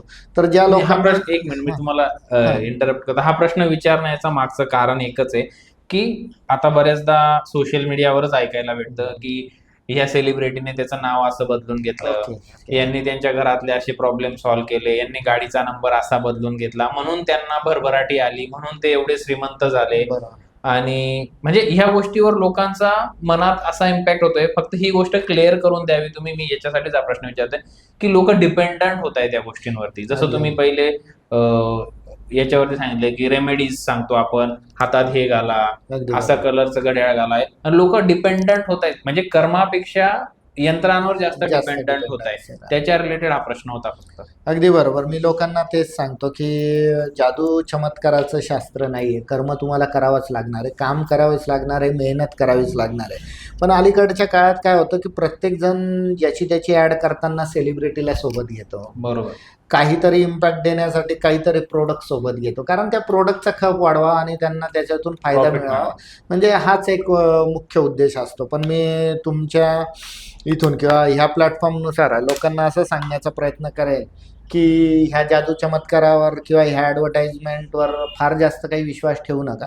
तुमचे कर्म चांगले करा, कर्तृत्व वाढवा, काम करण्याची आणि मेहनतीची सवय लावा. हां, ठीक आहे, तुम्ही सपोर्टिव्ह एलिमेंट म्हणून वास्तुशास्त्र, न्यूमरोलॉजी, रेकी, डाउजिंग पेंडुलम ह्या सगळे एलिमेंट वापरू शकता. सपोर्टिव्ह एलिमेंट म्हणून त्याला वापरता. पण काम करण्याची जिद्द आणि शिस्तप्रिय जीवन हेच खरं तर यशाचं गमक आहे आणि ते फॉलो करणं तेवढंच इम्पॉर्टंट आहे. प्रायोरिटी त्याला दिली गेली. प्रायोरिटी अगदी बरोबर त्यालाच दिली गेली पाहिजे, कारण हे सगळ्या सपोर्टिव्ह गोष्टी आहे. ह्या म्हणजे समजा एखाद्याने 100 रुपयाचं यंत्र लावलं आणि एखाद्याने 1 लाख रुपयाचं यंत्र लावलं तर त्याला तेवढ्या प्रमाणात बेनिफिट भेटेल असं काही शास्त्र नाही आहे. खरं सांगायचं तर तुम्ही जे करताय ते तुमचे कर्मांची जोड देऊन करा. छोटीशी देवपूजा पण फलित होती आणि त्या ईश्वरापर्यंत आपला मेसेज नक्की जातं. बरोबर. जसं आता श्रावण सुरू होणार आहे, श्रावणात महादेवांची आराधना सगळेच करतात. काही जण छोटंसं लोटीभर दूध वाहतात, तर काही लिटर दूध वाहतात. अशा अनेक गोष्टी मागे पण बघायला न्यूजमध्ये मिळतील. येऊन गेलेल्या. पण याच्यावरती मी सगळं एकच सांगेल की देवांना खुश करण्याचा हा पार्ट नाहीये, तर तुमची भक्ती महत्वाची आहे, बरोबर. तुमचा आतला विश्वास महत्वाचा आहे. म्हणून वास्तुशास्त्रावर पण विश्वास ठेवणं फार महत्वाचं आहे आणि त्याप्रमाणे छोट्या मोठ्या ऍक्टिव्हिटी करणं सुद्धा गरजेचं आहे. आणि सगळ्यात तुम्ही जो पार्ट वापरला किंवा जे सेंटेन्स वापरलं डिपेंडन्सी, की हा फोन घ्या, कम्युनिकेशन सोपं झालं. तो त्याच्यासाठी चांगला आहे, पण निगेटिव्ह गोष्टींचा सुद्धा वापर त्या कम्युनिकेशन थ्रू होतो ना. बरोबर. अतिरेकी कारवाई करायला वायफाय किंवा वॉकी टॉकी किंवा कम्युनिकेशन आहे. त्याच्यामुळे त्याचा चांगल्यात चांगला यूज करण्यावरती जर आपण भर दिला तर नक्कीच पॉझिटिव्ह एनर्जी जनरेट होईल. वास्तुशास्त्राचा पॉझिटिव्ह इम्पॅक्ट घेऊन पुढे जाता येईल. ह्या सगळ्या गोष्टी आहेत. आता आपण थोडासा विषय मला याच्यावरती जाणून घ्यायचंय की नातेसंबंध, पैसा आणि घर याच्या रिलेटेड काही क्वेश्चन्स आहेत माझ्याकडे. जसं सतत घरात भांडण होतात, तर याचे मेजर कारण कोणते असतात वास्तुशास्त्राप्रमाणे, किंवा वास्तुदोष कुठे असतो याच्यामुळे ह्या गोष्टी आपल्याला बघायला मिळतात? अगदी बरोबर. याचं एक छोट्या एक्झाम्पल किंवा उदाहरणाने मी तुम्हाला सांगतो. आता वादविवादाचा हा संबंध अँगरनेस, टेम्पर्डनेस याच्याशी जोडला जातो, उष्णतेशी जोडला जातो. आणि या सगळ्यांची कारकत्व असलेली दिशा जी आहे ती आग्नेय आहे, साऊथ ईस्ट डायरेक्शन. आता आग्नेय दिशेमध्ये जर जलतत्व गेलं, अग्नितत्वात जर जलतत्व गेलं तर काय होणार आहे? ते दोघं अपोजिट एलिमेंट आहे, क्लॅशेस वाढणार आहे.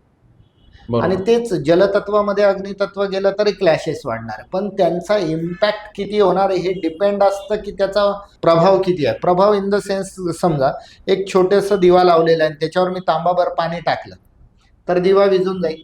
पण मोठी इमारत आहे आणि तिला आग लागलेली आणि मी तेच तांब्याभर पाणी तिच्यावर टाकलं तर काय होईल की ते पाणीच बाष्प बनून उडून जाईल. म्हणून अग्नितत्व आणि जलतत्वामध्ये ज्या तत्वाचा इम्पॅक्ट किंवा प्रभाव किंवा आपण काय म्हणतो त्याची मात्रा जास्त असेल तो दुसऱ्यांना एक्झॉस्ट करतो किंवा संपवतो. दुसऱ्या तत्वाला संपवूनच टाकतो तो. म्हणून अग्नी आणि जल ज्या घरात एकत्र बघितले जातील तिथे छोटे मोठे वादविवाद किंवा शॉर्ट टेम्पर्डनेस किंवा अँगरनेस किंवा पटकन प्रतिउत्तर देणं, घाईघाईत निर्णय घेणं, फटकन बोलणं, टॉन्ट मारून बोलणं, ह्या सगळ्या गोष्टी ज्या आहेत त्या आपल्याला अग्नितत्व दूषित झाल्यामुळे बघायला भेटतात. तर मला वाटतं वन ऑफ द रिझन हे सुद्धा असणार आहे वास्तूच्या मार्फत. आर्थिक अडचणी ज्या घरात येतात त्याच्यात संबंधीचा वास्तुदोष कोणता? अगदी बरोबर. आर्थिक अडचणीसाठी ना सगळ्यांना पहिले 2च गोष्टी आठवतात, ते म्हणजे श्रीयंत्र महालक्ष्मीचं आणि दुसरं कुबेर देवता, की जे पैशांचा वर्षाव करतात. तर तसं नाही आहे. तुमच्या घरात आर्थिक आवक मंदावते आहे किंवा आर्थिक गोष्टी फार चांगल्या नाही आहेत, तर त्याच्यासाठी तुमच्या घरातला अर्थत्रिकोण चेक करणं गरजेचं आहे. मग अर्थत्रिकोण म्हणजे काय हो नेमकं? तर अर्थत्रिकोण आहे की त्याच्यात 3 दिशा समाविष्ट आहे, उत्तर, आग्नेय आणि पश्चिम. उत्तर दिशा जर तुमच्या घरातली बॅलन्स आणि एनर्जाइज असेल तर तुम्हाला नवीन नवीन प्रकारच्या संधी मिळतात, ऑपॉर्च्युनिटीज मिळतात. त्या तुमचं job, profession, business, career, education याच्यासाठी त्या ऑपॉर्च्युनिटीज डेव्हलप होतात, ह्या उत्तर दिशेतून येतात.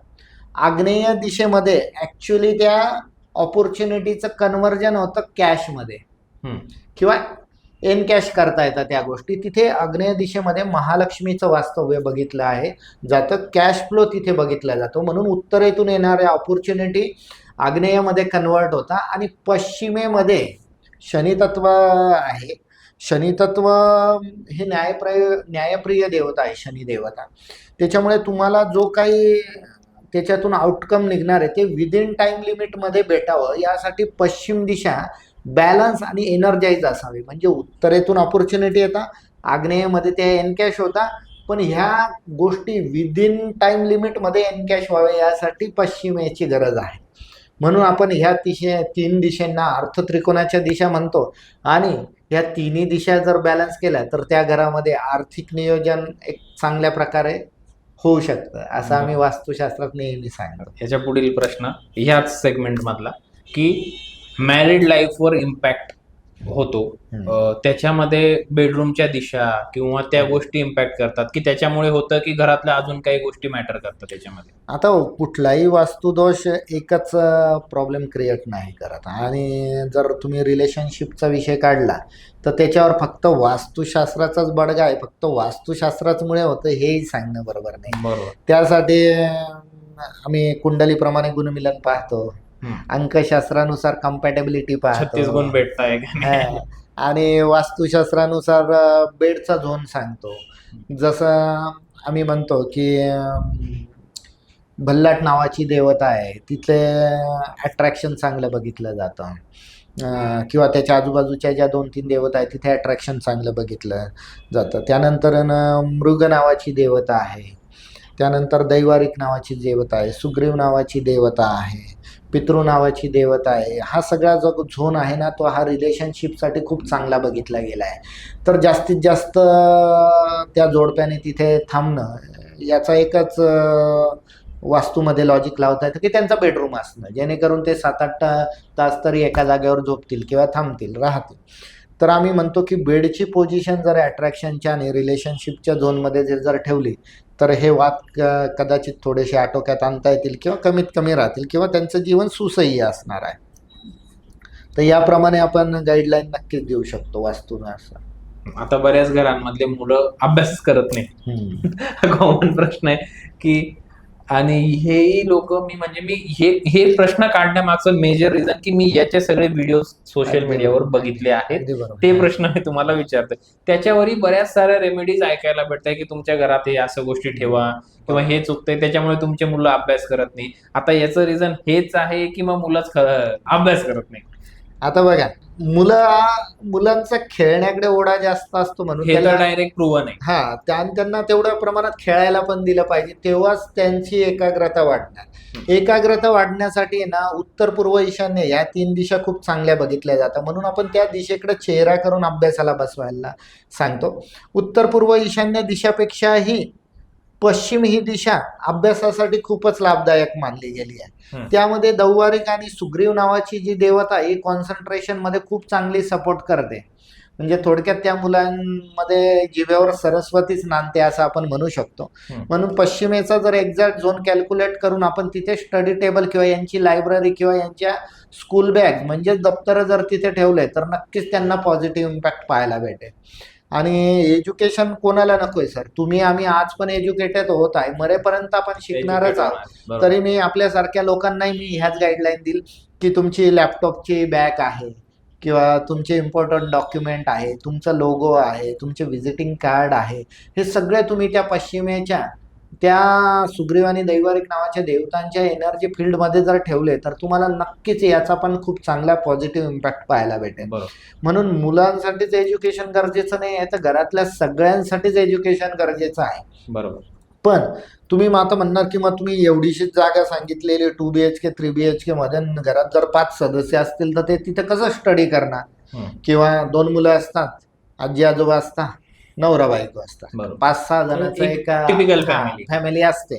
2 लोकांपासून 5-6 लोकांची फॅमिली तर असतेच असते. पण 6 जर एज्युकेशनची गरज आहे तर कशी करणार हो? तर मी त्याच्यासाठी एक सोपा उपाय सांगतो. तुमच्याकडे 2 मुलं आहेत तर दोघांचं तिथं बॅगा, स्कूल बॅगा ठेवा किंवा एकाची तिथं स्टडीची जागा करून द्या. त्यानंतर तुम्ही मी जे काय आहे त्यांचं लॅपटॉपची जागा एक छोटीशी तिथे करून ठेवा.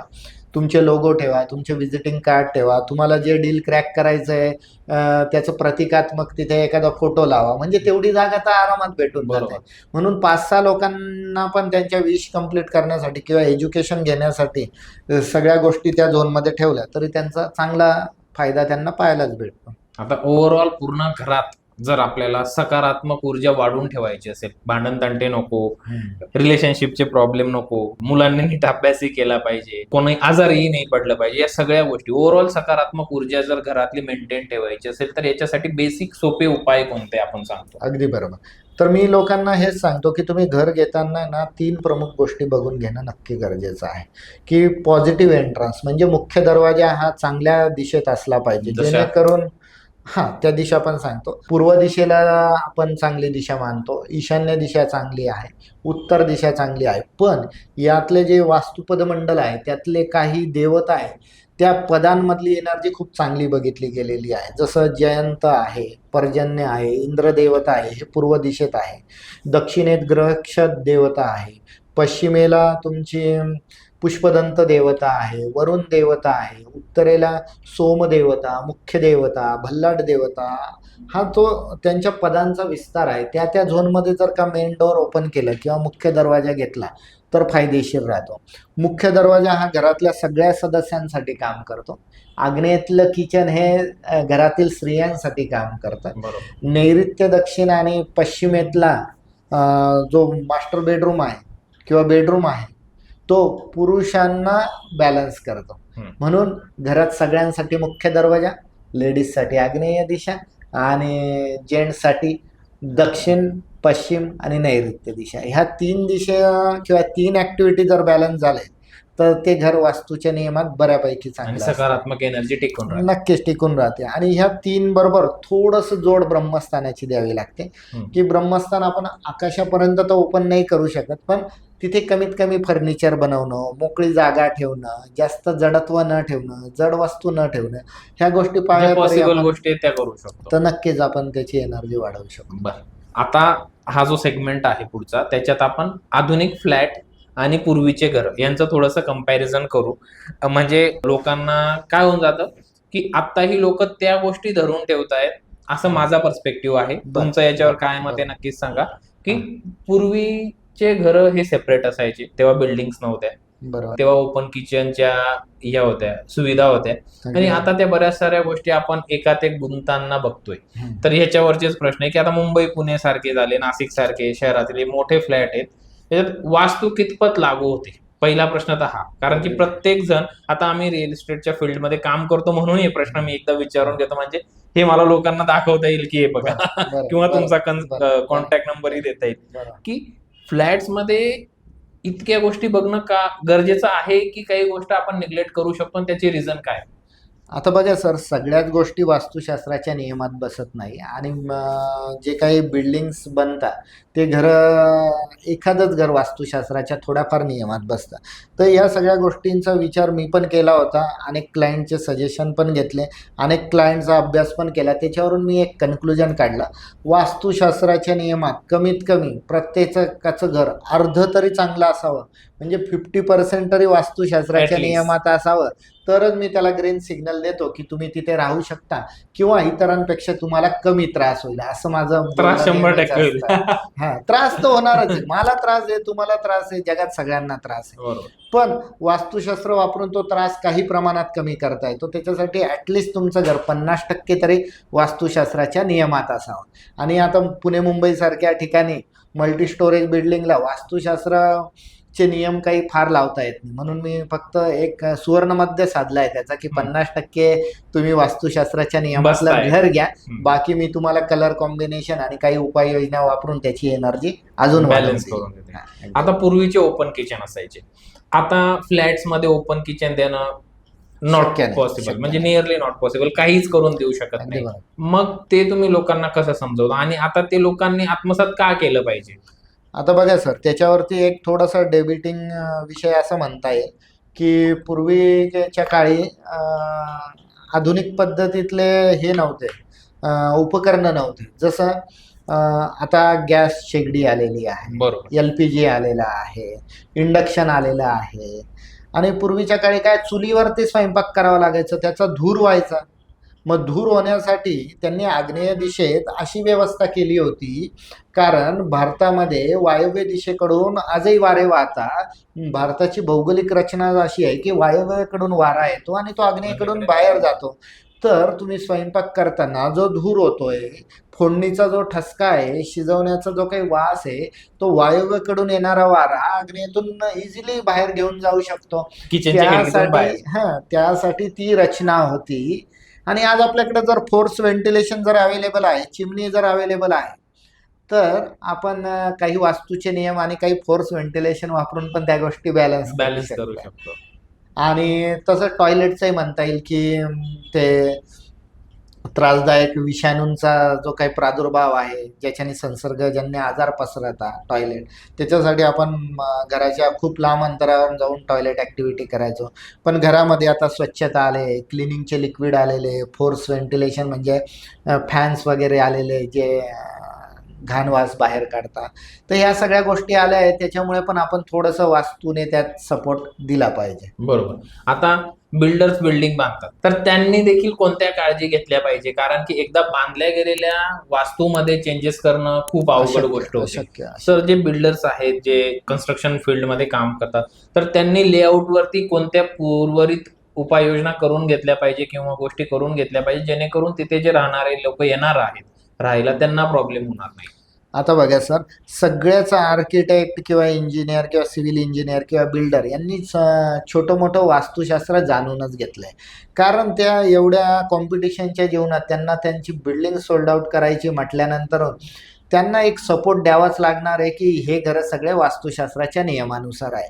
तर आता बरेचसे बिल्डर काय करतात की त्यांचे जे डिझायनर आहे, आर्किटेक्ट आहे किंवा ड्राफ्ट्समन आहे, त्यांना वास्तुशास्त्राचा कोर्स करायला लावतात, जेणेकरून आहे ना की त्यांच्या डिझाईनमध्ये ते बेसिक चेंजेस केले जातात, रिफ्लेक्ट होते. आणि जे काही क्लायंट येतील त्यांच्याशी ते वास्तुतज्ञ इतकं नाही तर पण थोडंफार तरी वास्तूच्या नियमांवर बोट ठेवून बोलता येईल. तर त्याच्यानुसार बरेचसे बिल्डर जे आहे की त्यातल्या लोकांना त्यांच्या टीमला असं ट्रेन करून ठेवलेलं राहतं की आपलं किचनचं महत्त्व, मेन एंट्रन्सचं महत्त्व, मास्टर बेडरूमचं महत्त्व, टॉयलेट बाथरूमचं महत्त्व as per Vastushastra rules and regulation क्लायंटला समजावून सांगा.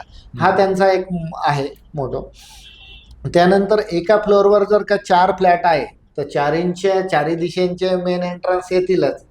मग एका फ्लोअरवर जेव्हा 4 फ्लॅट येतात, त्याच्यातले 2 त्रासदायक असतात, एक मीडियम असतो आणि एक खूपच चांगला असतो, अशी जॉमेट्री पाहिली जाते. तर बिल्डर लोक याही सगळ्या गोष्टींचा अभ्यास करतात आणि जे वास्तूच्या नियमात कुठला जो फ्लॅट जास्त चांगला बसतो त्याच्यावरतीच वास्तूवर बोलतात. आणि अजूनही काही लोक आहे वास्तुशास्त्रावर विश्वास नाही ठेवत, या गोष्टींवर विश्वास नाही ठेवत, त्यांना ते ओपनच आहे, तिकडच्या साईडचे फ्लॅट ते त्यांना सोल्ड आउट करतात, म्हणून त्यांनाही फार अडचणीने येत नाही. पण आता अलीकडच्या काळात बरेचसे लोक हीच रिक्वायरमेंट करतात की आम्हाला वास्तुशास्त्रानुसार फ्लॅट द्या. तर बरेचसे बिल्डर्स आता कन्सल्टंटची मदत घेतात. तर मी अशा लोकांना किंवा अशा टाईपचं कन्स्ट्रक्शन करणाऱ्या बिल्डर्सना एकच गाईडलाईन देईल की तुम्ही सगळ्यात अगोदर बोरिंग उत्तर पूर्व ईशान्य आणि अंडरग्राऊंड वॉटर टँक ही उत्तर पूर्व ईशान्य दिशेलाच घ्या, कारण तो एक पार्ट त्यांच्याकडे असतो. त्यांना main entrance, living room, kitchen, toilet, bathroom हे सगळं आणणं शक्य नाही. पण स्टोरेज जे आहे, वॉटर स्टोरेज अंडरग्राऊंडचं किंवा बोरिंग, हे उत्तर पूर्व ईशान्येलाच घ्या, जेणेकरून तुमच्याकडे चांगल्या संधी येतील, चांगले क्लायंट येतील आणि कन्व्हर्जन रेशो पटकन तुमची प्रॉपर्टी. तर ही एक गाईडलाईन आपल्याला सांगता येईल. आता आपण वास्तुशास्त्र आणि न्यूमरोलॉजी यांचं कनेक्शन थोडंसं तुम्ही आम्हाला समजावून सांगा. तर त्याच्यातला पहिला प्रश्न, वास्तू आणि अंकशास्त्र यांचा नेमकी संबंध काय आहे आणि हे किती एकमेकांना पूरक आहेत? बघा सर, आता जेव्हा फ्लॅट सिलेक्शनला होतो ना, तर प्रामुख्याने एक प्रश्न येतो, सर आमचा कितव्या फ्लोअरवर फ्लॅट घ्यावा पाहिजे आणि त्याचा फ्लॅट नंबर हा येतोय, तर कुठला आम्हाला सुटेबल आहे, हा प्रश्न आता खूपच जास्त आलेला आहे. तर न्यूमरोलॉजीचा अभ्यास केला तर आपल्याला काही नंबर्स जे आहे ते रिपीटेडली त्या लोकांच्या मुलांक भाग्यांकानुसार रिपीटेडली त्यांच्याकडे अट्रॅक्ट होताना दिसतंय. जसं 4 नंबरला 8 नंबर हा नेहमीच अट्रॅक्ट करत राहतो किंवा त्याचं प्रत्येक सेव्हिंग अकाउंटमध्ये म्हणा किंवा गाडीच्या नंबरमध्ये म्हणा किंवा फ्लॅट नंबरमध्ये म्हणा, पॅन नंबरमध्ये म्हणा, हे 8 नंबर अट्रॅक्ट होतच जातात. असे बरेचसे कॉम्बिनेशन न्यूमरोलॉजीमध्ये सांगितले गेलेले आहे. तर आम्ही नक्कीच न्यूमरोलॉजीचा अभ्यास करतो आणि लोकांना एकदा का फ्लॅटची विंग सिलेक्ट करून दिली की या साईडचे सगळे फ्लॅट तुम्हाला चालतील. त्यानंतरून जे काही ॲप्लिकंट कोअप्लिकंट आहे त्या दोघांचे आम्ही बर्थ डिटेल घेतो, मुलांक भाग्यांक आणि फ्रेंड नंबर म्हणजे त्यांचा मित्रांक याचा अभ्यास करतो आणि त्यानुसार कुठल्या फ्लोअरवर किती नंबरचा फ्लॅट घेतला तर तुम्हाला कसा फायदेशीर राहील हे पण आम्ही एक्सप्लेनेशन नक्कीच देतो. बरोबर. म्हणजे मग त्या हिशोबाने सगळ्या गोष्टी कनेक्ट करून तुम्ही अगदी बरोबर. त्यांना हेल्प करता. नक्कीच. तर घराचा नंबर आणि मालकाची जन्मतारीख जुळली पाहिजे हे पण गरजेचं आहे का? आता हे गरजेचं आहे, पण त्याही अगोदर म्हणेल की वास्तूतल्या एनर्जी किती पर्सेंटेज ऑफ पॉझिटिव्हिटीकडे झुकत आहे, किती पर्सेंटेज ऑफ निगेटिव्हिटीकडे झुकत आहे हे पाहणं तेवढंच इम्पॉर्टंट आहे. समजा फॉर एक्झाम्पल 100 पैकी एखादं घर 30% वास्तूच्या नियमात आहे आणि त्यांचा अंक परफेक्ट मॅच झाला आहे, हे एक सिनेरिओ आहे. आणि दुसरा पार्ट असा आहे की वास्तुशास्त्रानुसार घर 80% वास्तुशास्त्राच्या नियमात आहे पण अंकशास्त्र फार जमत नाही आहे, हा एक सिनेरिओ आहे. तर मी म्हणेल की वास्तुशास्त्रानुसार वास्तूच्या रूल्स अँड रेग्युलेशननुसार जर 80% घर वास्तूच्या नियमात आहे तर अंकशास्त्राला कम्पॅरेटिव्हली कमी महत्त्व दिलं, निग्लेक्ट केलं तरी चालेल. हा. आणि जर तुम्हाला 30% दोन्ही गोष्ट जर भेटत असेल 80% वास्तू विथ न्यूमरोलॉजी तर ते सगळ्यातच चांगलं असणार आहे. आणि मग ज्या ठिकाणी त्यांना नाही सर आम्हाला याच बिल्डिंगमध्ये घ्यायचं आणि ह्याच विंगमधले फ्लॅट शिल्लक आहे, मग त्या केसमध्ये आपण त्या पर्सेंटेज ऑफ पॉझिटिव्हिटी बरोबर कुठल्या नंबरचा कुठल्या फ्लोअरवरचा फ्लॅट तुम्ही घेता जेणेकरून तो सपोर्ट आपण न्यूमरोलॉजी थ्रू त्यांना नक्कीच देतो. बरोबर. अशाही बऱ्याच केसेस आहेत. आता मी हे बघितलंय बिकॉज आम्ही त्या इंडस्ट्रीमध्ये काम करतोय आता सध्या, त्याच्यामुळे की flat number 4, flat number 8, flat number 13, बरोबर म्हणजे 4चा अंक जिथे येतोय 4च्या पाड्यातला बरोबर. ते फ्लॅट घ्यायला लोक नकोच म्हणतात. याचं मेजर रिझन काय? आता सर बघा 4 नंबर हा राहूचा मानला गेलेला आहे आणि 8 नंबर आपण शनी तत्वाचा मानतो आणि हे दोन्ही प्लॅनेट मध्ये फार गैरसमज मार्केटमध्ये पसरलेले आहे. आता राहू म्हणजे काय, राहूला फक्त डोकं असतं, हे लोक अतिशय बुद्धिवान असतात आणि चतुर चाणाक्ष बघितले जातात आणि यांच्याकडं सल्ला गायडन्स देण्याची उपजतच गोष्टी असतात. लिडरशिप क्वालिटीज पण यांच्याकडे फार चांगल्या बघितल्या जातात. पण 4 नंबरला तुम्ही अवॉइड करण्यापेक्षा त्याला 7 नंबरचा जर सपोर्ट दिला तर राहू आणि केतू, राहू म्हणजे डोकं आणि शरीर म्हणजे धड म्हणजे केतू, तर ह्या दोघांचा जर का परिपूर्ण संयोग जर घडवून आणला 4 बरोबर 7चा सपोर्ट दिला तर नक्कीच आपल्याला फायदा होतो.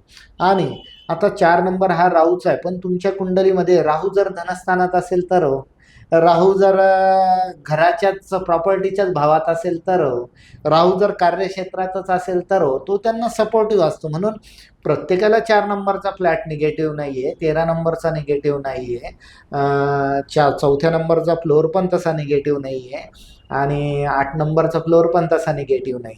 तो तुमच्या कुंडली न्यूमरोलॉजी नुसार चेंज होतो. तर त्यांनी ज्या कोणाला अशा समस्या येत असेल त्यांनी या गोष्टी एकदा बघून घ्यायच्या. चांगल्या कन्सल्टंटला नक्कीच न्यूमरोलॉजी आणि ॲस्ट्रोलॉजी दाखवून निर्णय घेणं फायदेशीर ठरतं. बरोबर. आता इनव्हिजिबल एनर्जीज आणि जिओपॅथिक स्ट्रेस ह्या गोष्टींबद्दल बऱ्याच लोकांच्या मनात शंका असतात. सगळ्यात आधी तर तुम्ही आधी हे समजावा की जिओपॅथिक स्ट्रेस म्हणजे काय? जिओपॅथिक स्ट्रेस म्हणजे काय, जमिनी खालून येणारी निगेटिव्ह एनर्जी. मग जिओपॅथिक स्ट्रेस जमिनीखाली कसा जनरेट होतो, तो पृथ्वीचे लेयर एकमेकांवर घासले जाणं, वाहतं पाणी असणं, मिनरल डिपॉझिशन असणं किंवा खोलगट भाग कॅव्हिटी असणं, असे n नंबर ऑफ रिझन आहे की जिओपॅथिक स्ट्रेस जमिनीखाली जनरेट होतो आणि तो व्हर्टिकल डायरेक्शनने ट्रॅव्हल करतो, जमिनीवरती येऊन आदळतो. तिथे जी काही कमर्शियल किंवा रेसिडेन्शियल वास्तू असेल त्याच्यावर तो निगेटिव्हली जी काही वास्तू असेल, ही त्याची एक सोपी थेरी आहे. पण भौगोलिक दृष्ट्या जर का पूर्ण इंडियाचा विचार केला तर जिओपॅथिक स्ट्रेसचा संबंध फार नगण्य बघितला जातो. कारण त्याच्या ज्या काही प्लेट्स आहेत, ज्या काही जमिनीखालच्या लेयर्स आहेत त्या इतक्या चांगल्या किंवा भक्कम आहे की जिओपॅथिक स्ट्रेसचं प्रमाण फारच कमी आहे. अगदी बोटावर मोजलेल्या इतके पर्सेंटेज ते आहे. पण आता काय होतं की जिओपॅथिक स्ट्रेसचे जे काही स्कॅनर्स आहेत, ओरा स्कॅनर किंवा ई स्कॅनर म्हणतो, ते सर्रासपणे विकले जात आहे. त्याच्यामागचा फार कमी लोकांना अभ्यास आहे. ते वर्कआउट कसं करतं याचाही फार लोकांना अभ्यास माहिती नाही. नाहीये. जिओपॅथिक स्ट्रेसला आजकाल ते एक रॉड वापरले लागतं न्यूट्रलायझर म्हणून. पण मी म्हणेल की एनर्जी कधीच व्हॅनिश होत नाही, आणि जिओपॅथिक स्ट्रेस हा एनर्जीचा फॉर्म आहे. एनर्जी फक्त कन्वर्ट होते किंवा डायव्हर्ट होते एका फॉर्म मधून दुसऱ्या फॉर्म दुसऱ्या मध्ये. form. म्हणून न्यूट्रलायझर वापरणं ही कन्सेप्टच मला न पटणार आहे खरं तर. As a electronics and telecommunication इंजिनिअरिंगचा जर स्टुडंट मी आहे, तर मला ह्या कन्सेप्ट तेवढ्या पटण्यासारख्या पटण्याजोग्या नाहीच आहेत. नाहीये. पण एनर्जी त्या एल रॉडवर काम करतात, काही लाईन्स जमिनीखाली त्या काम करतात. त्याला बऱ्याचशा शास्त्रज्ञांचा रेफरन्स तुम्हाला भेटेल. त्यामध्ये करी लाईन्स CURRY करी म्हणजे काय, तो एक शास्त्रज्ञाचं नाव आहे. त्याने शोध लावलेल्या लाईन्सचा बराचसा यूट्यूबवर पण अवेलेबल आहे, गुगलवर पण आहे. करीने त्या लाईन्स ज्या शोधल्या, त्यांचा असर मानवी जीवनावर होणारा संबंध, त्याच्याविषयी अनेक विश्लेषण त्यांनी केलेलं आहे.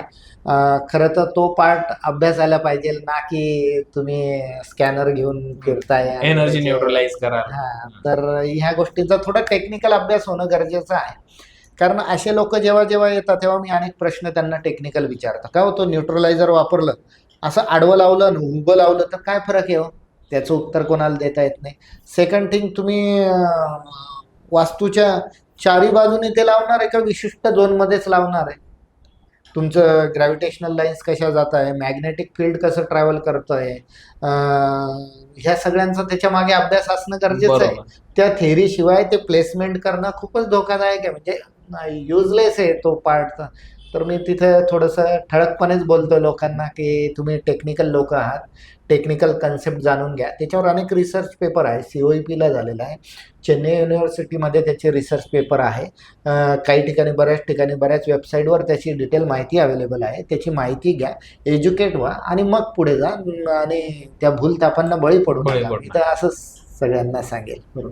आता अजून एक लोकांच्या मनात शंका असते. आता मला ते किती बरोबर किती चुकीचं हे माहित नाही, आज तुम्ही ते क्लिअर करा की पाण्याचा जो ओढा असतो किंवा पाण्याचा प्रवाह जवळ घर घेऊ नये, किंवा जमिनीखालून तिथे जमिनीखालील पाण्याचा प्रवाह घरावरही परिणाम करतो. तर या गोष्टीवर तुमचं सांगणं काय असतं, मत काय असतं? अगदी बरोबर. स्ट्रेस हा, जसं मी सांगितलं, वाहत्या पाण्याचा स्ट्रेस तयार होतो, घर्षणामुळे तो स्ट्रेस तयार होतो. पण त्या घर्षणामुळे जो स्ट्रेस तयार होतो, ज्या फ्रिक्वेन्सी डेव्हलप होत्या, सगळ्या फ्रिक्वेन्सी काही घातक नाही आहे. काही चांगल्या आहे, काही न्यूट्रल आहे, आणि काही त्रासदायक आहे. तर त्यातली जिओपॅथिक स्ट्रेस जी काही एनर्जी जनरेट करते ती धोकादायक आहे, त्रासदायक आहे. पण आपल्याला हे 100% विदाऊट ॲनालिसिस सांगता येणार नाही की वाहत्या पाण्यावर जवळ निगेटिव्हच एनर्जी तयार होत नाही. याच्या मागे माझ्याकडे एक उदाहरण आहे, ते कितपत योग्य आहे मला माहित नाही. कारण पूर्वी म्हणजे जेही काही मानवी वस्ती झालेली आहे ती नदीच्या किनारीच झाली. अगदी बरोबर. बरोबर आहे. समुद्राच्या किनारीच मोठ्या मोठ्या हायराईज बिल्डिंग, अंबानी समुद्राच्या किनारी राहतो. पण ते तरी जाऊ द्या, ती एक वेगळी गोष्ट आहे. पण जी ही मानवी वस्ती आतापर्यंत, हडप्पा संस्कृती घेतली, सिंधू संस्कृती घेतली, कुठल्याही संस्कृतीच घेतल्या, आपले सगळ्यांचे गाव, नाशिक घेतलं, गोदावरीच्या किनारी आहे. माझं पर्सनल गाव, म्हणजे गाव जरी घेतलं तर आमचं नदी किनारीच गाव आहे. जेही गावं वसलेले, शहरं वसले, त्यांच्या शेजारी नदीच आहे. मग ओढ्याच्या शेजारी घर घेणं हे निगेटिव्ह इम्पॅक्ट कसं काय करतं मला आजपर्यंत कळलं नाही.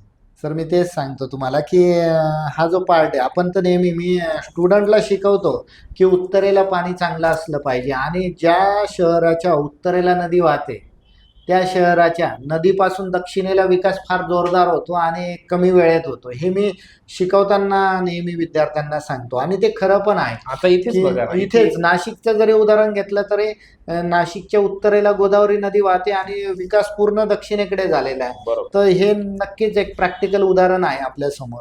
आणि तुम्ही जे सांगितलं त्याच्याशी बी मी 100% सहमत आहे की प्रत्येक संस्कृती ही पाण्याजवळच उदयास आलेली आहे. कारण पाणी याला जीवन मानलं गेलेलं आहे, पाण्याला एनर्जीचा प्रमुख सोर्स मानला गेलेला आहे. त्याच्यामुळे आम्ही नेहमी सांगतो उत्तरेला वाहतं पाणी असावं. आणि तुम्हाला याच्या अगोदर जसं मी सांगितलं की वाहत्या पाण्यातून ज्या काही एनर्जी तयार होतात, काही न्यूट्रल असतात, काही त्रासदायक असतात, काही खूपच चांगल्या बघितल्या जातात. त्याच्यात खूपच चांगल्या एनर्जीचं प्रमाण नक्कीच जास्त आहे. साधारणतः 60-70% मी त्याला वेटेज देईन. तर एवढ्या चांगल्या एनर्जी आहे तर नक्कीच एक डिटेल अनालिसिस केल्याशिवाय कोणालाच सांगता येत नाही की जिओपॅथिक स्ट्रेसच्या इथल्या एनर्जी निगेटिव्ह आहे का पॉझिटिव्ह आहे. आहे.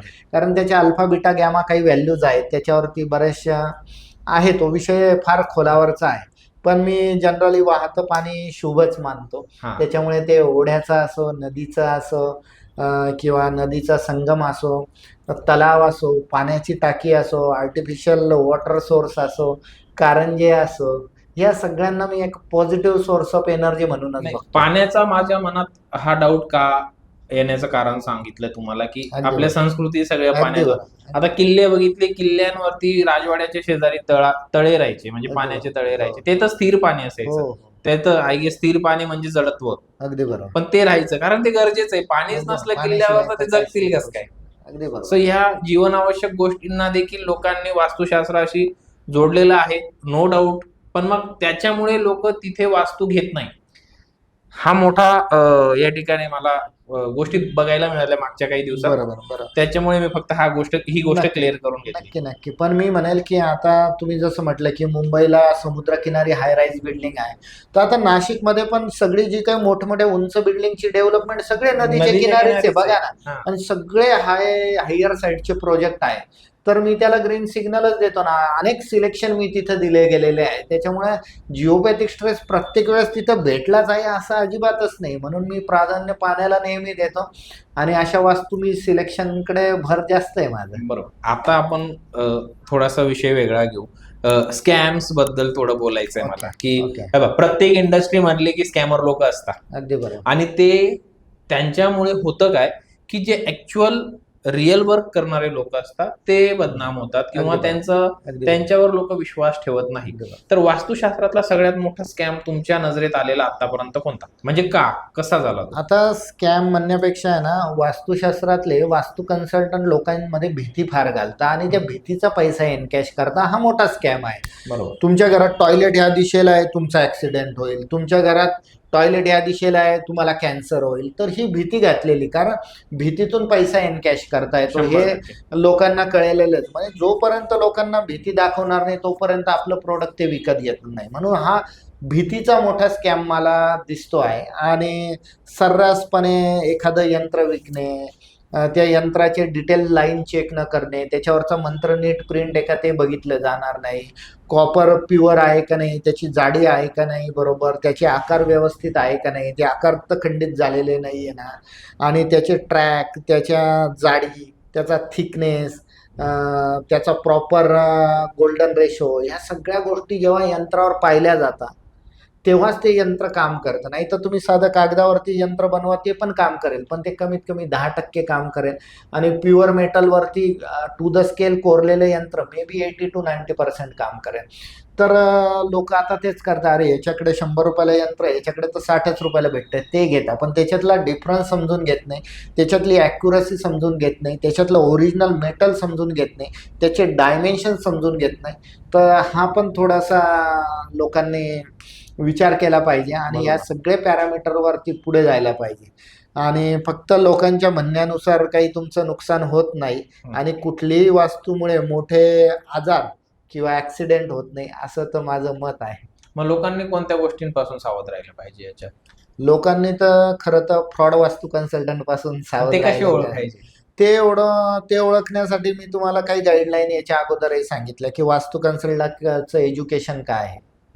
पहिली गोष्ट एज्युकेशन, त्याला किती वर्षाचा एक्सपिरियन्स आहे, तो काही क्लासेस वगैरे घेतो का, त्यानंतर त्यांनी किती ग्रंथांचा अभ्यास केलाय. कारण काय सर, तोंड उघडलं ना का ज्ञान आणि अज्ञान दोन्ही कळतात. त्याच्यामुळे त्या कन्सल्टंट बरोबर जाऊन समोर बसून त्याच्याशी 5-10 मिनिटाची चर्चा करा, त्याचं ज्ञान आणि अज्ञान सगळं बाहेर येईल. बरोबर.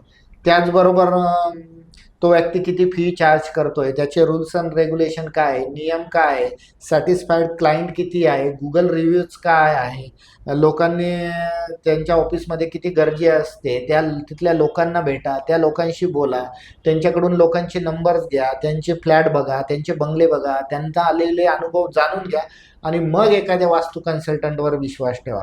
फक्त छान ॲडव्हर्टाईज केली आणि AI ची मदत घेऊन अगदी स्फोटक ॲड तयार केली, लोकांना शॉर्टकटने अट्रॅक्ट केलं गेलं नाही, ह्या गोष्टींपासून थोडंसं सावध लांब आहे. राहावं आणि ॲक्च्युअल व्यक्तीशी बोलूनच या गोष्टी ठरवाव्या, असं तर मला वाटतं. बरोबर.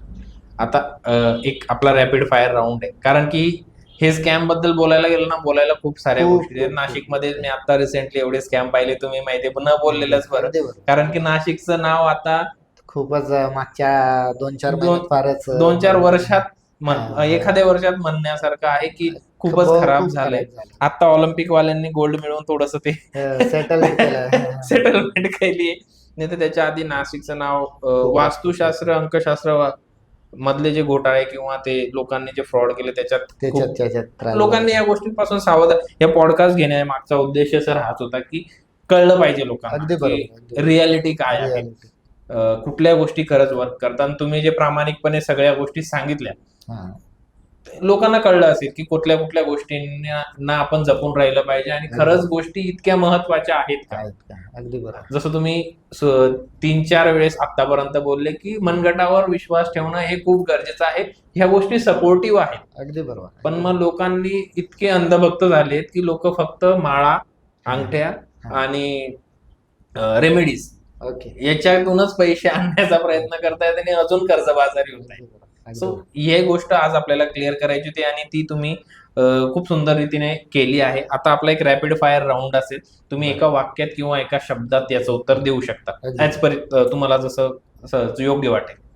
घरात सर्वात शुभ भाग कोणता? ईशान्य दिशा, देवघर. सर्वात मोठा वास्तू मधला गैरसमज? मुख्य दरवाजाची एंट्री पूर्व आहे का पश्चिमी हेच लोकांना माहित नसतं. बरं. सर्वात जास्त गैरसमज असलेला अंक? 4 आणि 8. हा, म्हणजे 4च्या लाईनीतला. हां. 2026 मध्ये कोणता नंबर सगळ्यात जास्त चर्चेत आहे? 1 नंबर सगळ्यात जास्त चर्चेत. याचं कारण? त्याची टोटल जी आहे ती 2, 2 आणि 6. याची टोटल किती येते? 10 येते. 10 म्हणजे काय? 1 अधिक 0 म्हणजे 1 नंबर येतो. 1 हा रवीचा नंबर आहे, सूर्याचा नंबर आहे. म्हणून प्राधान्यक्रमाने पॉलिटिकल लोकांसाठी हे वर्ष चांगलं आहे. त्याचप्रमाणे राहूसाठी म्हणजे 4 वाल्यांसाठी पण हे वर्ष चांगलं बघितलं जातं. तर मी बरोबर. म्हणेल की 1 नंबराचा त्याच्यामुळे चर्चा जास्त होते. बरोबर. उत्तर दिशा की पूर्व दिशा? मी दोघांना इक्वल मत देईल. आणि उत्तर बद्दल लोकांच्या मनात जे संभ्रम आहेत की उत्तरेचं आय गेस प्रेफर नाही करत लोक, याच्यावर तुमचं मत काय? आता लोकांचा मोठा गैरसमज आहे, उत्तरेच्या दरवाजाने आत येताना त्याला समोर दक्षिण दिशा दिसते. हा, त्यांना असं वाटतं की हे दक्षिणमुखी घर आहे, त्यामुळे ते गैरसमज आहे. बर. नाव बदलणं की सवय बदलणं? सवय बदलणं. वास्तू की मेहनत? मेहनत. एक गोष्ट जी प्रत्येकाने आजपासून करायला हवी? तुमच्या मनगटात जो जोर आहे, तुमच्या ज्या काही इच्छाशक्ती आहे, त्याच्याबरोबर वास्तुकुंडलीच्या एलिमेंटची जोड द्या. फक्त जोड द्या आणि 90% 99% तुम्ही तुमच्यावरती विश्वास ठेवा, तुमच्या कार्यशैलीवर विश्वास ठेवा आणि या सपोर्टिव्ह एलिमेंटचा सपोर्ट घ्या. बरोबर. आणि म्हणजे तुमचे सगळे कामं चांगली होत. नक्कीच. जर उद्या तुम्हाला संपूर्ण भारताला फक्त एकच सल्ला द्यायचा असेल वास्तू, अंकशास्त्र किंवा जीवनाबद्दल, जो प्रत्येकाने आयुष्यात एकदा तरी अंमलात आणावा, तर तो कोणता असेल? आता मी सर्व लोकांना हेच सांगेल की देवावरती 100% विश्वास ठेवा, आपल्या स्वतःवरती 100% विश्वास ठेवा आणि ह्या गोष्टींच्या गैरसमजात न पडता स्वतः एज्युकेट व्हा, स्वतः नॉलेज मिळवा आणि मग प्रत्येक गोष्टीला सामोरं जा. तुमचं अपयश तुमच्यापर्यंत कधीच येणार नाही. बरोबर. तुमच्या मते नशीब जास्त महत्वाचं आहे की योग्य निर्णय, आणि त्यामध्ये वास्तू व अंकशास्त्राची भूमिका किती असते? आता योग्य निर्णय घेणं गरजेचंच आहे. त्याच्यासाठी एक छोटंसं एक्झाम्पल देतो. फक्त हे ब्रासलेट आणि या भारीतल्या अंगठ्या घालून जर काही होत असतं तर मी एवढी मेहनत घेतलीच नसते, एवढं मोठं ऑफिस घेतलं नसतं, घरीच आरामात झोपून राहिलो असतं, सगळं देवाने दिलं असतं. ऑटोमॅटिक आला तर असतं. तसं नाही होत. कर्म करावं लागतं, काम करावं लागतो आणि ह्या गोष्टींची जोड द्यावी लागते आपल्याला. ह्या सगळ्यांची जोड असल्याशिवाय आपल्याला पुढेही जाता येणार नाही. म्हणून जिथे ज्या गोष्टींची जेवढी गरज आहे तेवढंच त्याला इम्प्लिमेंट करा. बाकी तुमच्या कर्मांवर विश्वास ठेवा आणि पुढे जा. जे लोक आता मेहनत करता आहे किंवा त्यांनी एखाद्या गोष्टीला सुरुवात केली आहे, त्यांच्या कामामध्ये, जीवनात एखादी नवीन गोष्ट करायला सुरुवात केली, आयुष्याच्या त्या रिअल गोष्टींमध्ये ते उतरलेत कामासाठी, शिक्षण कंप्लीट झाले, त्यांच्यासाठी जर तुम्हाला वास्तू किंवा या गोष्टी सोडून जर एक सल्ला द्यायचा असेल की त्यांनी काम सुरुवात करताना कोणत्या गोष्टी आधी लक्षात ठेवायला पाहिजे समाजाप्रती किंवा कामाप्रती, तर त्या कोणत्या असतील? सगळ्यात महत्त्व म्हणजे एज्युकेशन, त्या फील्डमधलं नॉलेज असणं फार इम्पॉर्टंट आहे. त्यानंतरून शिस्त चांगली पाहिजे आणि कन्सिस्टन्सी पाहिजे, म्हणजे ते काम सातत्याने पार पडलं पाहिजे. ह्या तीनच गोष्टी मला जाणवतं. एज्युकेशन म्हणजेच नॉलेज, शिस्तप्रिय असलं पाहिजे, त्याच्याशी प्रामाणिक असलं पाहिजे आणि कन्सिस्टंटली ते काम होत गेलं पाहिजे. आज केलं आणि उद्या नाही केलं आणि उद्या उशिरा उठलं, हे नाही झालं पाहिजे. कन्सिस्टन्सी महत्वाची आहे. कन्सिस्टन्सी फार महत्वाची आहे. तर आजच्या या पूर्ण पॉडकास्ट मधला आपला जो उद्देश होता तो माझ्या मते तरी आपण बऱ्यापैकी पूर्णत्वास नेला आहे. जे मिसअंडरस्टँडिंग होती लोकांची, मिसकन्सेप्शन्स होते की वास्तुशास्त्र म्हणजे नेमकं काय, अंकशास्त्र म्हणजे नेमकं काय, जिओपॅथिक स्ट्रेसचा किती इम्पॅक्ट होतो तेही आपण खूप सुंदर पद्धतीने जाणून घेतलं. स्कॅम्स कसे होतात या सगळ्या इंडस्ट्रीमध्ये, लोकांनी योग्य कन्सल्टंट कसा निवडावा, या सगळ्या गोष्टींबद्दल तुम्ही खूप सुंदर गाईड केलं. माझ्या बऱ्याच गोष्टी ज्या होत्या, माझ्या म्हणण्यापेक्षा प्रेक्षकांच्या मनात ज्या बऱ्याच गोष्टी होत्या त्या बऱ्यापैकी सॉल्व्ह आपण करण्याचा प्रयत्न या ठिकाणी केला. तर तुम्हाला जर हा पॉडकास्ट आवडला असेल तर नक्कीच हा, ज्या लोकांच्या मनात या गोष्टींबद्दल बऱ्याच साऱ्या संभ्रम आहेत आणि शंका आहेत त्यांच्याशी शेअर करा. तुमचेही काही मतं असतील तर ते आमच्या कमेंटमध्ये नक्कीच आम्हाला सांगा. काही तुम्हाला डाऊट असतील, काही असतील, सरांच्या डिटेल्स ज्याही असतात, त्यांच्या कन्सल्टन्सीच्या डिटेल्स आणि कंपनीच्या डिटेल्स, सगळ्या गोष्टी मी डिस्क्रिप्शन मध्ये टाकलेल्याच आहेत. तुम्ही त्या बघू शकता. सरांना कॉन्टॅक्ट करायचा असेल तर तिथून तुम्ही कॉन्टॅक्टही करू शकता. मग पुढच्या गोष्टी सर तुम्हाला 100% कन्सल्ट करतील. मग ते तुमच्या वास्तू रिलेटेड असो, अंकशास्त्र रिलेटेड असो किंवा त्या फील्ड रिलेटेड कुठल्याही असो. अगदी बरोबर. आणि चॅनलला सबस्क्राईब करायचं विसरू नका.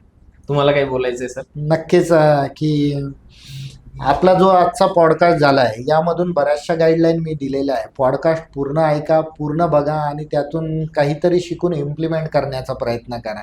आणि बाकी अजून जर काही डिटेल माहिती पाहिजे असेल तर मी आहे, माझी वेबसाईट आहे, त्याद्वारे माझं ऑफिस आहे, तिथून तुम्हाला अधिकची माहिती मिळवता येणार. सर तुम्ही हा प्लॅटफॉर्म मला अवेलेबल करून दिला आणि पूर्ण लोकांशी संपर्क साधायला हा जो प्लॅटफॉर्म उपलब्ध करून दिला त्याबद्दल मी तुमचे आभार मानतो. Thank you. धन्यवाद सर. Thank you. धन्यवाद.